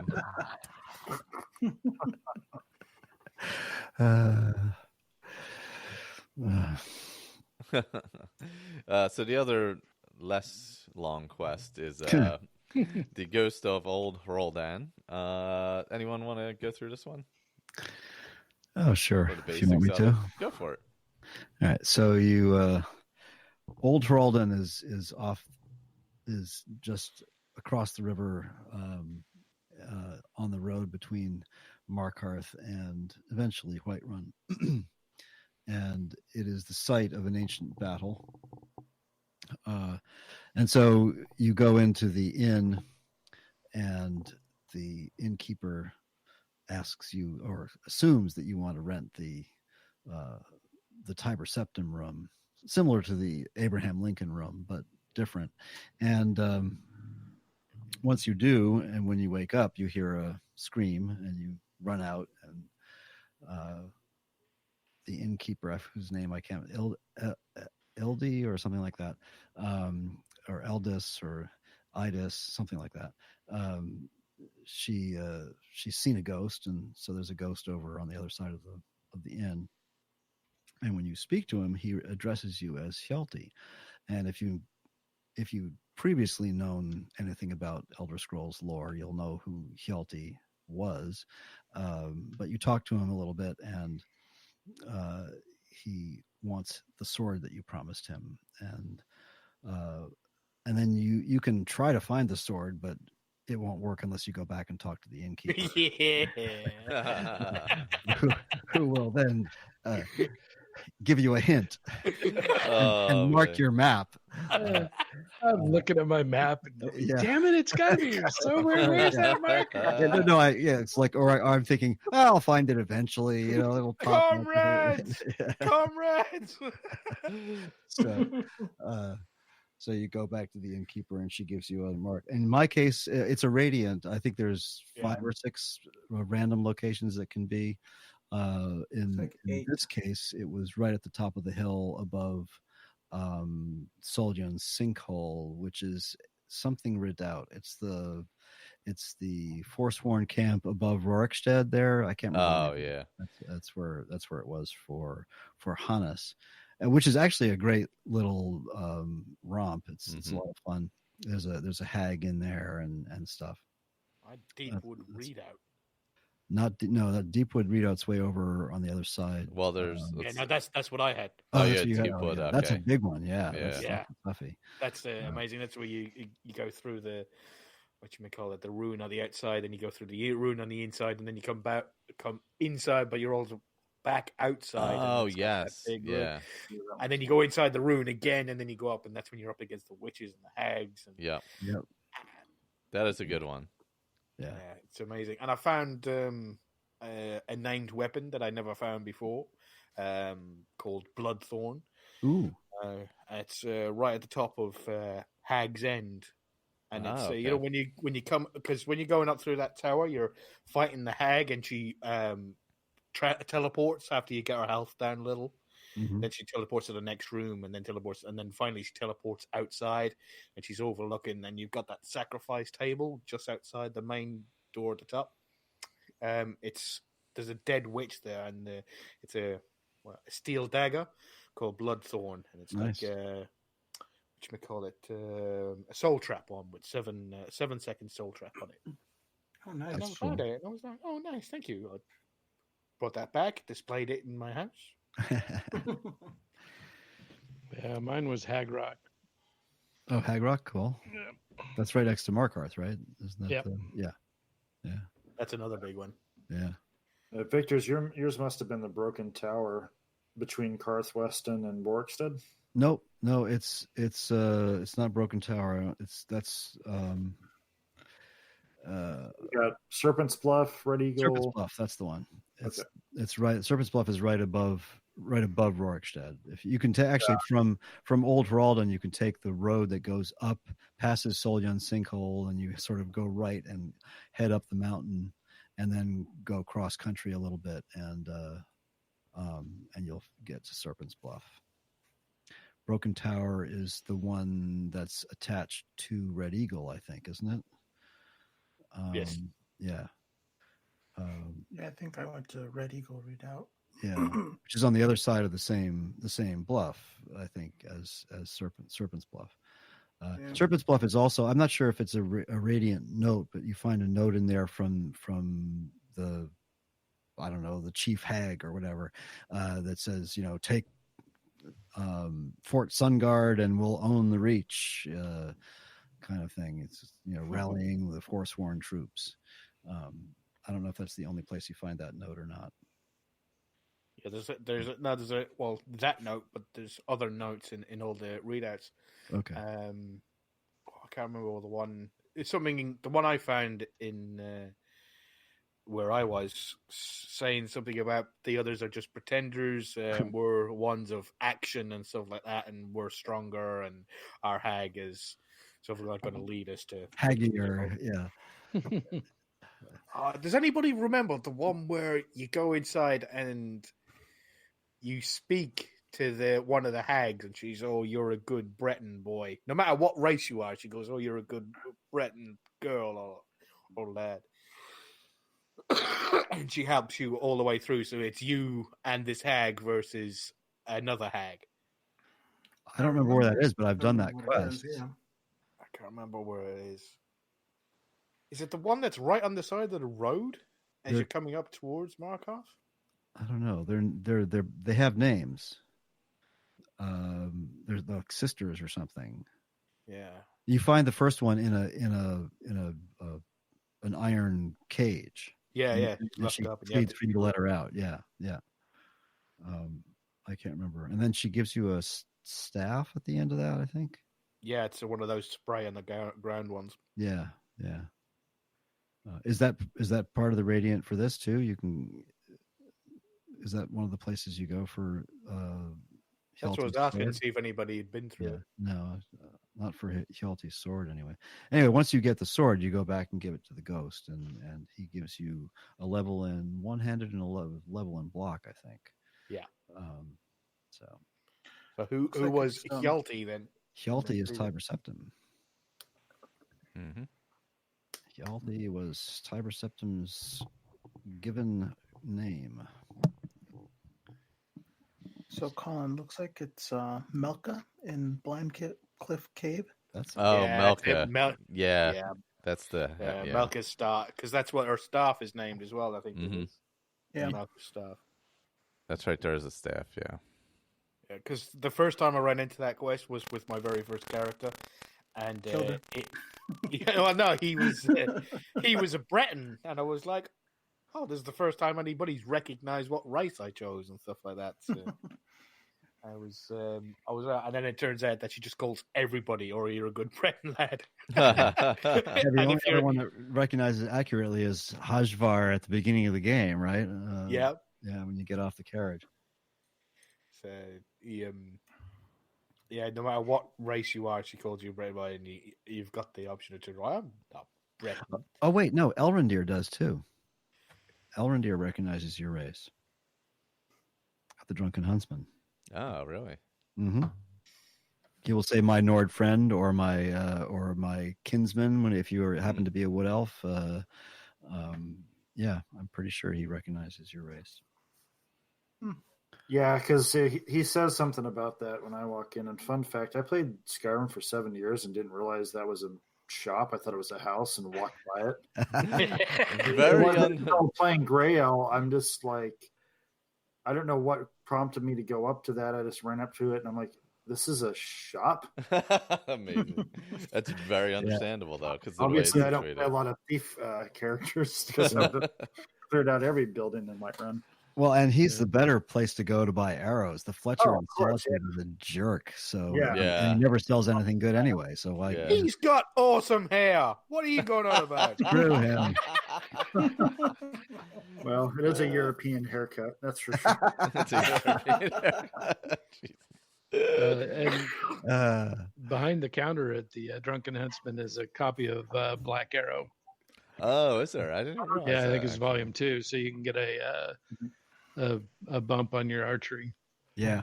Just don't steal it.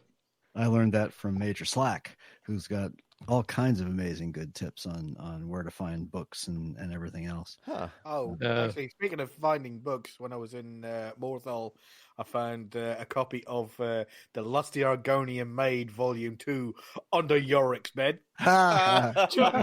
Just saying. Yeah. Oh, man. Good for Yorick. So he doesn't have his head in the clouds after all. Oh, yeah. Yeah. There is a archery. Go ahead. I was going to say there is an archery skill book in the Solitude Fletcher's shop, though. So he's not entirely worthless. Only mostly worthless. Just mostly. Yeah. So are we down to Lost of the Ages here? Yes. Yes. Oh God. Okay. Yeah. Show of hands, who completed this quest Yeah. this time? This time. Well, I have a good excuse, and I will explain. All right. So Vivian is on your side of the pond, Colin. She arrived yesterday. I took her to Stewart Airport, which is the local, used to be an Air Force base here in the Hudson Valley. Dropped her off at about 5:20 p.m. And about 10 of 6, I got a text from her that said, Vic, can you drive me to JFK? Wow. Oh, God. And if anybody knows where I live man. and where JFK is, you'll know that's about a 5-hour round trip. So instead of playing Skyrim last night, I drove up to Stewart, grabbed Vivian, and took her to JFK. Wow. Because her plane was canceled, and it was just a huge mess. Poor thing. So I did not get as much Skyrim play as I had planned yesterday. So I had to try to fit it all in this morning, and I didn't quite get Lost to the Ages finished. I thought I could do Lost to the Ages in 4 hours. Oh, yeah. Good luck with that. It's a long quest. Yeah. Did not. Well, in the first area, I got lost trying to find the that chest that's behind the closed door. Oh, yeah. Okay. Yeah. And then when I'm in the middle of getting the last piece, I forgot how long that Dwemer Ruin is. And my character's only level 19. Yeah. And my character's only level 19. Oh, God. Yeah. Oh, wow. And so the spheres are just killing me. So I'm just kiting them around and throwing my Avenging Wraith and hoping that stuff pops up to help me kill them. And so that's where I'm losing all my time. Yeah, that's a tough one. I knew I couldn't make it. I did the first, ruin, of course, at the start of it. Where you meet Katria. Yeah, so you kick it off by reading the Ethereum Wars, which there is a copy in Dragon's Reach. In what's his name's? What the hell's that guy's name? Farengar, right? Yeah, Farengar. Yeah, there's on the bookshelf in his room to the left there. There's a copy of Ethereum Wars. So you read that, it kicks it off, and it tells you to gives you a quest marker to travel to Arkantham's.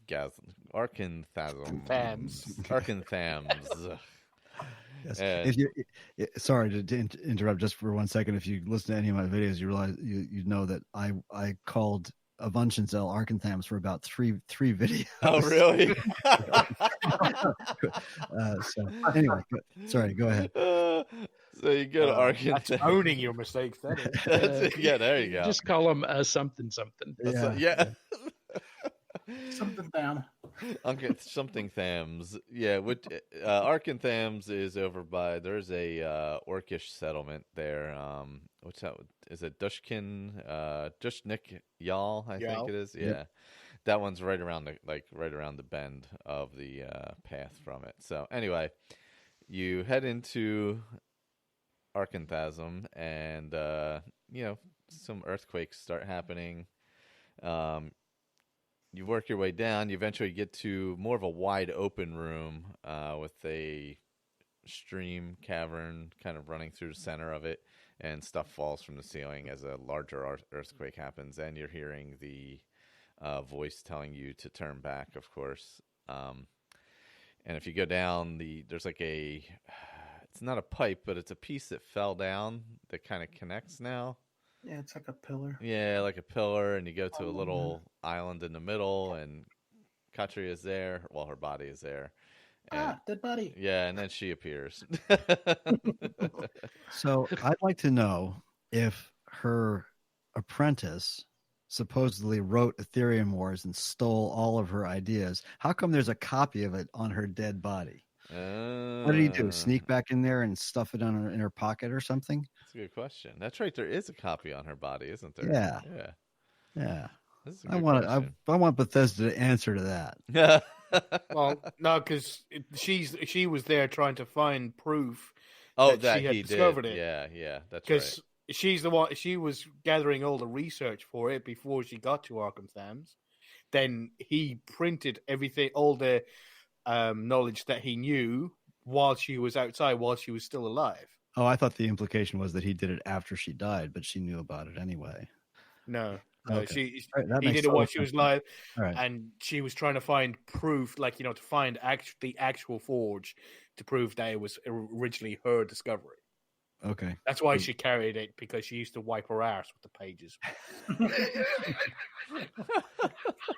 I knew it. So, and if you loot her body, she doesn't say anything. But if you take her armor and leave her laying there naked, she bitches about it. Oh, really? Yeah. Good for her. I never went as far as taking the armor. I took everything else, but I didn't take the armor. Yeah, it said something about leaving with my dignity or something. Yeah. Oh man. I did it once. I'm not taking any armor right now, just because all I need is light armor, Ah, yeah. and almost everybody has heavy armor. That's true. Yeah, until you get to the Thalmor guys, there's not much light armor floating around that's decent. So you can get Zephyr, the bow here, which is her bow. It's at the end of a log in like the second room that you go to, I believe, after you kill some Dwemer spiders. It's way up a ways. Yeah, it's Yeah. actually the room just below the final room. Oh, is it that far up? Yeah, it's Oh, way yeah, up. maybe it is. Yeah, you're right. Yeah, it's at the Yeah, end of a you've gotta- log. Yeah, You have to get through a lot of Falmer before you get there. yeah, that's right. It's after the Falmer. I was thinking it was before the Falmer for some reason. It's but I think it's after, right after the room where you have to kill a couple of Chorus hunters Yes. and a Reaper and Yeah. stuff. Yeah. Yeah, I think she was almost ready to, or actually, I think she had already gone down, and for some reason, I think she started running when there was an earthquake, and Yeah, that's how she ended up falling. that's how Yeah. she fell. She from says, up, "This is yeah. where I fell." Yeah. Yeah. Yeah. Because she does have notes in her journal about which of those things to hit. The tonal locks. Yeah. Yes. So when Something you like that. eventually get to the tonal locks, you have Katria's journal, which she knows that where 1 and 2 are. What the first 2 you have to hit are. The Right. scrap of paper has 2 and 3, and it's pretty obvious what the last one is. So 4 is pretty easy to figure out. So Yeah. it would have been pretty screwed up if they didn't make the big, large one in the center, the final one. That would have been a little weird. And but if you do it wrong, I think it creates an earthquake and some enemies come out, I believe. I Some think spiders come out first. Yeah. Yeah, And then And then the spheres, the spheres, and then And- the the what's Centurion. Centurion? Yeah, That's there's it. the Yeah, Centurion behind the gate. yeah. which they're great. I've done it where I set off the trap every time so that I could actually Get everything. loot everything. Yeah, But I'm too low level to do that this time, so I Yeah. didn't. The Centurions always have good loot on them. So Yeah. it's probably worth doing. And Yeah, they usually have high level arrows on them, and Mhm. soul gems and as well. either a grand soul gem or a greater soul gem. Yeah, usually filled too, right? There's Oh, yeah. Yeah. So they're good loot. Okay, let's see. Doing it wrong one time is spiders. Second time is spheres. Third time is ballistae. Oh wow. Oh yeah, Ballista. Yeah. Yeah, forgot and then, about and then the Centaurian. Yeah. And then after that, the ballistas will continue to fire at you if you keep getting it wrong. Yeah, well, if you keep getting it wrong, after that, then you deserve to have the ballista keep firing. I mean, you do have 3 of the answers, That's and yeah. only 2 other I think- choices to go. I think the so. first time I did it, I didn't even look at any of the answers. Me either. Yeah, no. Yeah, exactly. I didn't either. So I can't say anything. I certainly did not either. So yeah, then you go in the back room. The shard's there. Katria talks to you, and tells you what there's more of them. And then, of course, in her journal is the markings of where the other sites are. Now, you don't get quest That's the thing with this one. You don't get quest markers for the other sites. Right. You just have to kind of find them. So Yeah, when you get close, then you get a little arrow. yeah, as you get close to them. And the one is what, like an abandoned area? There's a bunch of them. Let's see. Yeah, I know one is where. I think there's one north of Bethardums, I think, Yep. It's a little outpost, and then one is just outside Mizulft. It's the little storehouse outside Mizulft. Yes, yeah. Those are the two easy ones. Yeah, and then it's onto Ral Bathar, which is Near Windhelm. Yeah, yeah, Ralbathar, just yeah. I think it's south of the river there, the Yeah. lake river there. Yep. So That's many- the hard one. Yeah. Yeah, and that's the one where if you do the Dark Brotherhood, you have to go kill Elaine Dufon. Oh, yes. Yeah, it's side Mhm. room, right? Yeah. Yeah. It's interesting. Oh, no. He's in He's right sitting in the center. Yeah. He's sitting in the chair with the two guys next to him, right? Is that- Yeah, yeah. Yeah, For me, just he on the was other just- side of the fire. and he wasn't hostile Hmm. because I haven't done the Dark Brotherhood quest, so he wasn't hostile. Oh, yeah, I you're killed- right. Yeah. If you go in I when didn't kill him anyways. I killed him anyways. Yeah. He's like, "Hey, what are you doing?" Yeah, nothing. Get Aegis Bane off of him. Yeah. Yeah, that's right. He's sitting by the fire with his two henchmen, and yeah. Yep. Let's see. So then, once you get all 4 shards, Katru wants to meet you at the forge. Although, you don't have an exact location of the forge. So they're at what's it called? Bethalft. Love these names. Always the easiest names when we get to Dwemer stuff. It's just north of Froki's shack, I think. Oh yeah, it is, isn't it? Yeah. Yeah. Just outside the Rift Imperial camp. Yep. And it's usually whatever. It's usually infested by some bandits. Yes. Yep. Yeah. Yeah, you can't sneak in there because of the hanging bones. Oh, the bones. Yeah. So then you got to crawl through there. That's actually one of the better animations in the game in terms of when you put all the shards in and the big tower rises up. Oh, that's right. Yeah. That's pretty cool. I It like that. unlocks it. Yeah. Yeah. And I actually like the inside. It's like with the like double stairs going up and the tower, like kind of small towers on the. It almost looks like an outside ruin, but it's inside. Yeah. Yeah, I always like the look of that when you come up those steps. Yeah, I remember the first time I went in there, I was scared to death that those spheres were gonna come to life. Oh that yeah, are on yeah. either side of the stairway. So Yeah. did I. Yeah, yep. Sneaking along, keeping an eye on them. That's what I kept waiting for. Yep. You know. And then, of course, you have the Forge Master, who you have to battle. Yeah, you get loads of little enemies first, and like warped spiders and spider things, and then some spheres come out. And you got to turn the steam off. You got to turn the steam off. So yeah, that's quite a battle if you're low leveled. Mm-hmm. It's not super easy. A lot of running around, a lot of back and forth.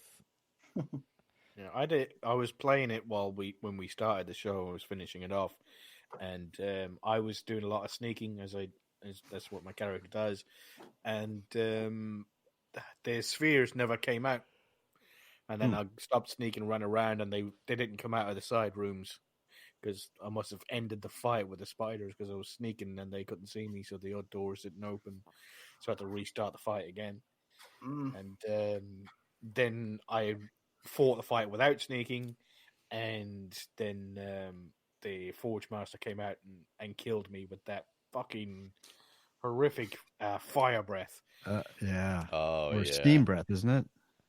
It's fire breath that I had. Yeah, I think Oh, the yeah, maybe Forge. that's that's fire. Yeah, usually the Centaurian, the Guardian ones have steam, Oh, that's but right. he has fire. Yeah. The Forge Master has fire. And he's got some range on it as well. Yeah. He was right in front of the Ethereum Forge, and he was spraying it from there all the way to the back of the wall. Wow. Oof. So he got me while I was running away, obviously. But I did. I got him with whatchamacallit, the two, the Catrian and was it Lydia was fighting it, and I was standing back and was summoning flame atronach because I got one of the staffs, and also I was hitting it with Wabberjack. Ah. And halfway through, I turned it into a chicken. Oh, nice. Very nice. Awesome. Oh, it's always great to That's have great. Wabberjack in those battles for fun. Yeah. As I kept on hitting it, it's usually whatever it does, it changes it into the most common thing is like a fireball, goes poof, poof, and then once or twice you hit it and it's a frost thing, and then every once and so often it changes it into something and it turned it into a chicken this time. It's like, yay! That's what you get for killing me, you bastard. Did you kill the chicken? No, it was right on top of where all the steam was coming on, and it wasn't taking any damage. It was if it was an immortal chicken, and then like 30 seconds later, it just turned into the Forge Master again, and was collapsed on the floor, already dead. Interesting. I was going to say, if you killed the chicken, I'd expect the townspeople to suddenly come out of nowhere. And... Yeah. That's right. Oh, that's true. Yeah, I kept shooting him with an arrow, and he had Katria pinned back in the corner where the stairs disappear. And every time, we start getting him down, but every time Katria disappears, his health would reset. And so he'd be back to full health. Oh, God.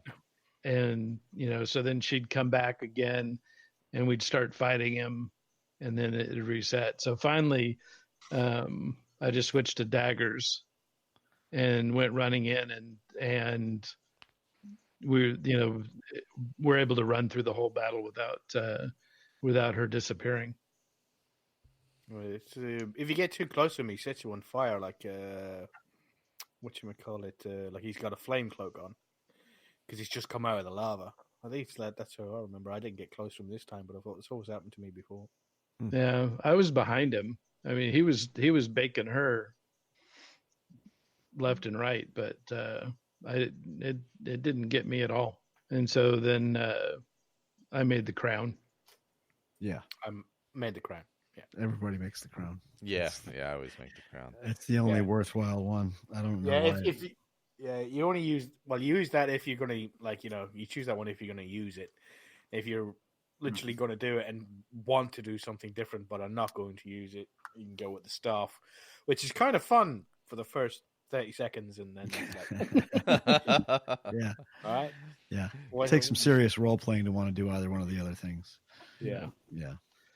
Yeah, so the crown gives you can use 2 standing stones simultaneously. Shield makes enemies become ethereal, if you bash them. Yeah, when you bash them for 15 seconds, and then the I staff. think I did that once. Did you? Yeah, I've done it once. Yeah.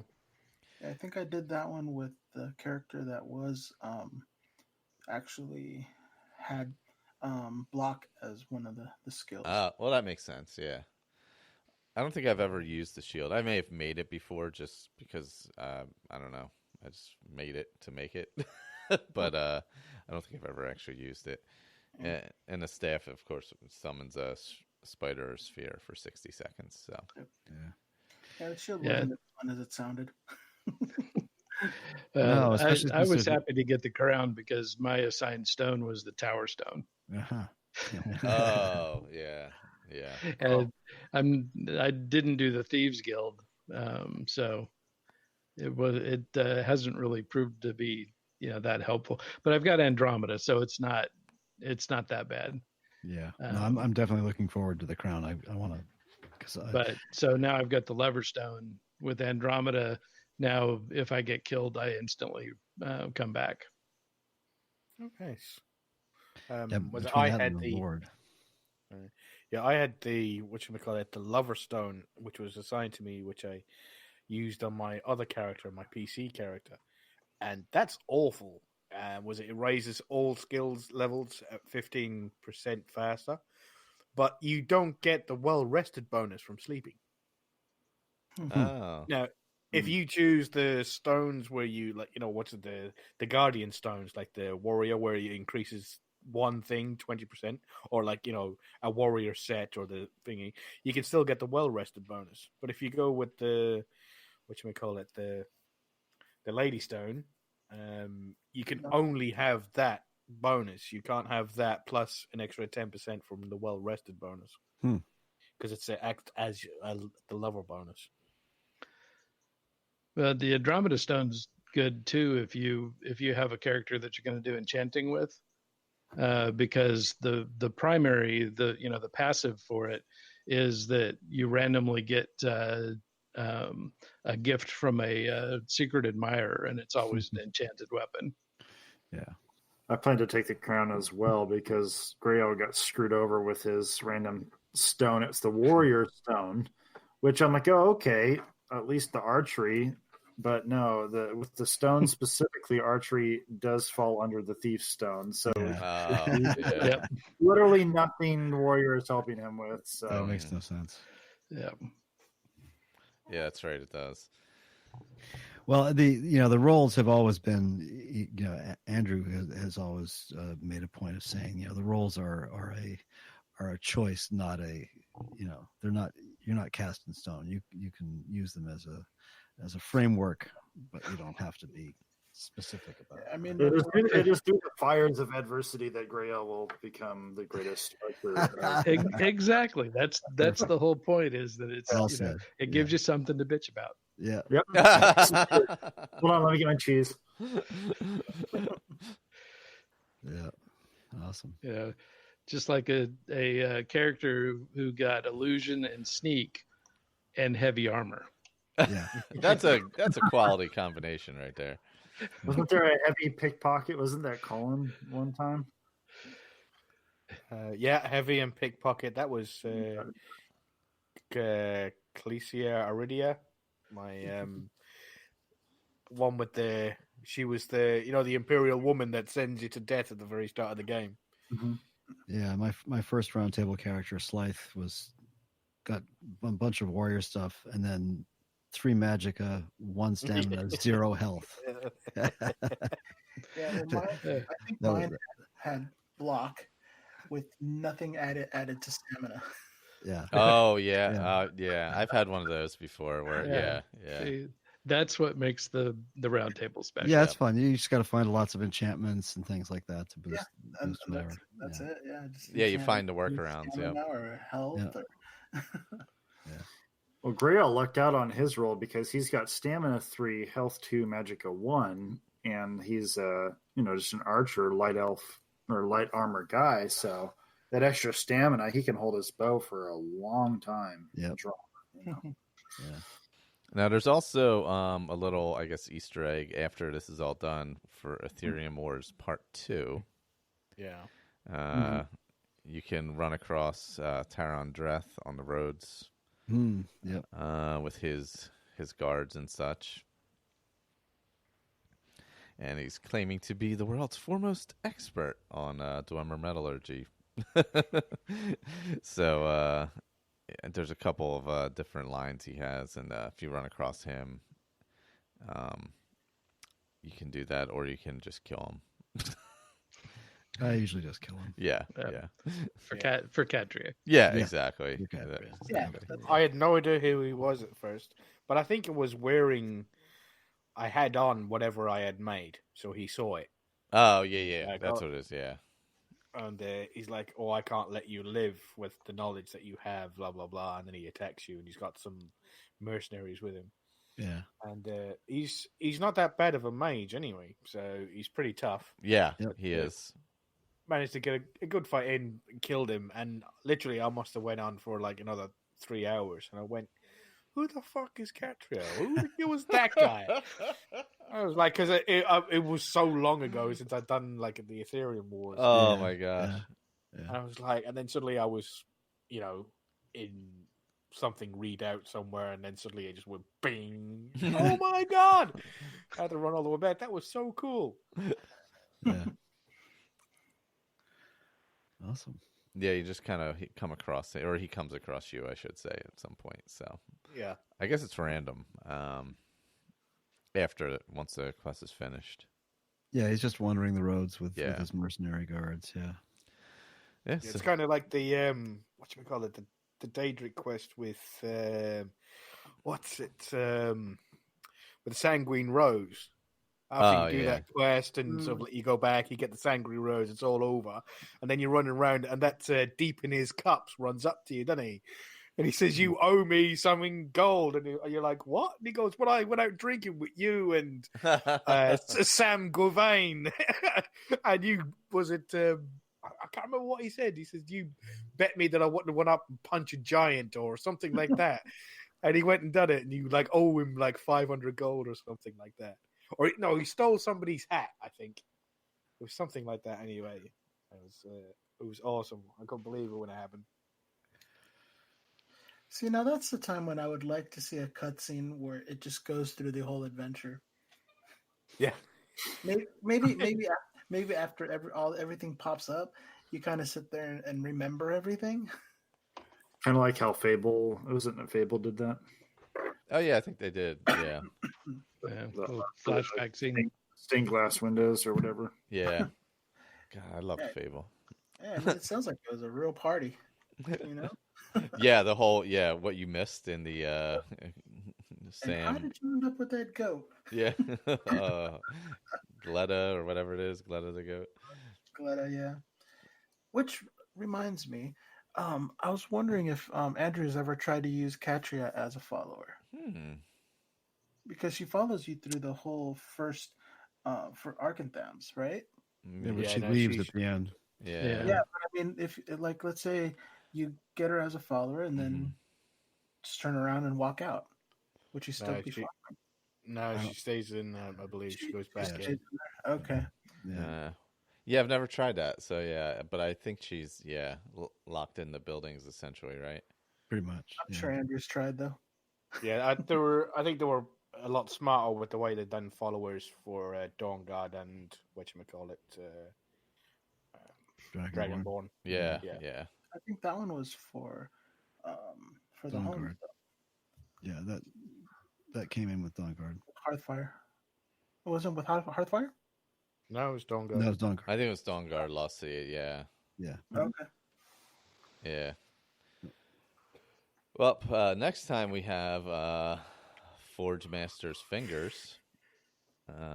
Forbidden Legend. Oh, you did it already? Yeah. That's the Orcish one, right? Yeah. I started that, but I haven't done it yet. Is it possible? Well, actually, it is possible to not get it if you do one of the other ones, correct? Yes, if you already become friends with the orcs. Oh, yeah. If you're already okay. You actually, I think one of the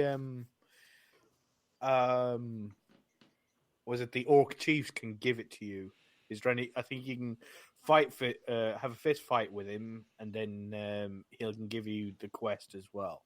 But I'm not sure which one. Okay. I accidentally done Forbidden Legend as well. I've done all of it apart from reforge the amulet because I'm afraid of getting my ass whooped by those three brothers. Oh wait! Oh, Forbidden Legend. Okay, all right. Now I remember what that is. Lisbeth's missing shipment. Isn't that at a Forsworn place or something? Yeah. That's the readout at the side of the road. Mm-hmm. I actually went past there the other day, and just as I was about to pass it, I saw a Thalmor patrol. So I kind of slowed up a bit and waited until they walked past. And they actually started fighting and then ran into the keep. And I just ran past on Frost going, ha-ha, suckers. Oh, gosh. Then we have Eric the Slayer. The Straw That Broke, which I don't remember what that is. That's just Narfi's sister. Oh, okay. Bow to the Master. And Under the Table. None of those the are... only long one there is Forbidden Legend. That's a good long quest. Yeah, nothing long. I don't think that's as long as Lost to the Ages, though. Might be a tougher battle at the end. I'm not sure. That's a good point. Yeah, that is a good... Depending on your level. Yeah. Although the Forge Master and all the spiders and spheres and stuff is pretty rough at the end of that one. Yeah. So, yeah. Yeah, that's where my high sneak really paid off, because I sat at the top of the ramp, Oh yeah. and Katria was in front of me, and so they were between us, and so I just sat back there and hacked on them. And even when she went down, they never detected me. So Nice. I may have to go legendary on sneak just to Start out, flip it over. Yeah, to make it a little more challenging. Yeah, because when sneak gets so high, it's pretty easy to avoid everything. That's kind of OP. Yeah. Yeah. Yeah. When you up the difficulty to legendary, does it increase their awareness, or does it just make it more like if you are discovered, you're dead kind of a situation? But it takes away your perks, right? Yes. Yeah. Yeah, when you go legendary. Yeah. It's just going legendary on the skill. Yeah. Oh, And it refunds all your perk points. gotcha. Yes. Legendary on the You- difficulty at the end of the game. And it takes you back to your original level too, to 15 or whatever, doesn't it? Yeah, you go to 15 or and that you'll get to 50 pretty quickly though. I mean, Yeah, I did. yeah. Plus, it gives you a chance to reinvest your perks elsewhere if you've already you finally met the thing, but you don't have enough points to get it. So. Yeah. Because I only use in illusion. I only use muffle, and I've now got invisibility, but I've got no perks in it. So the fucking cost, it literally takes like 90% of my magicka to cast invisibility. So I've got no perks in it, and I don't have silent casting. So I've got to be like 30 foot away from the enemies, cast it, and then run as fast as I can to catch up to them, and then hopefully be able to kill them before their invisibility wears off. Because it's only lasts like 45 seconds or something like that. I don't think it's a full minute. And I've got the ancient gloves. What, I can't remember what they're called now. But so that's invisibility until you take them off or take an action. Yeah. I've also got the agent of subterfuge, I think it is, from the Thieves Guild quest line, and that one's pretty good. So it activates. The agent of shadow activates, causes you to be invisible every time you go into sneak, but it's a once a day power. And you have to come out of sneak and then go back into sneak to reactivate it if you've done anything. So it's good in a serious situation if sort of like, for the next, because I think it lasts like 3 minutes. So if you're coasting through somewhere, it's pretty decent. But it's not really good if you're adventuring for the entire day, which is usually what I like to do. Yeah, and I only have points in illusion, heavy armor, and sneak. The rest of the stuff, I've got some skills where I'm up pretty high, but I don't have any perks picked in any of those. I just did. I was just putting points into the 3 skills that I was assigned, just to keep it interesting. So I have pretty high smithing because of all the ore that I've had to mine to make these stupid houses. But I still can't craft anything higher than an iron dagger. And that's thanks to Ars Metallica, isn't it? Yeah. Yeah. Because in the vanilla game, you don't get skill points for that. No, but you do get skill point. You do get levels for actually building the house. Yeah, Crafting, but not for mining or smelting. Yeah. Not for, okay. Yeah. Was it? Yeah, I took the very first one for smithing, for steel smithing, and not going out anything further than that, because he makes what should we call it, steel arrows, and then when he wants to sort of like take a merchant down to exactly 0, he sells his arrows. So he's like, the merchant's got 112 gold left, and everything that he's got is like, a steel dagger with banish on it. It costs 1,200 gold. That's all he's got on him. He'll start selling arrows to get to the merchant to 000. Yeah. So that's how he's going to increase his whatchamacallit, his smithing, so then he can use his enchantments to boost the power and the damage of his weapons. Because I've got 2 glass daggers, one called Immobilize and one called Immolate. Double daggers those from behind is pretty decent. But I don't think I'm going to do the Dark Brotherhood. So I'm not going to get the any of the gloves that does the extra damage. Oh yeah, the glove. Yeah. Was it 30 times? 30 times, right? Yeah. I think that's cool everything. I think we're going to be recording Thursday also. Probably be doing E3 wrap up once we see what Bethesda's got, and then of course Steve's going to hop on Skyrim Book Club and give us his report too. So we'll have some stuff Andrew's up there. doing something tonight, also, right? Is he? Was it Yeah, Andrew, on the Discord. Okay, we're gonna have a meetup. there you go. There you go. Maybe we'll have something Elder Scrolls to talk about on Thursday. Yeah, when's the Bethesda thing? 8:30? Yeah, I think so. Eastern? Yeah. Yeah, I think it's probably going to be ESO and Fallout 76 heavy. Probably. Yeah, with updates and stuff like that that'll be coming out, or DLCs or whatever. Well, they've got Wolfenstein, Doom Eternal. And Doom Eternal to announce as well. Yeah. So Iron Blades. Yeah. I haven't touched Blades in a while, actually. I seen a guy with a Fallout 76 hat walk past my shop today. I was going to throw a hammer at him, but I didn't. Yeah. Well, until next time, and then we'll announce a schedule for episode 4 at some point. But feedback in skyrimbookclub.ca@gmail.com. Any and all feedback, even and Bethesda E3 feedback if you'd like. We will go through that on Thursday if you have feedback for E3. So drop that a line in too. That's Sounds all good. I got. Take care, everyone. Later, guys. Good night, all. Right. Happy Skyriming.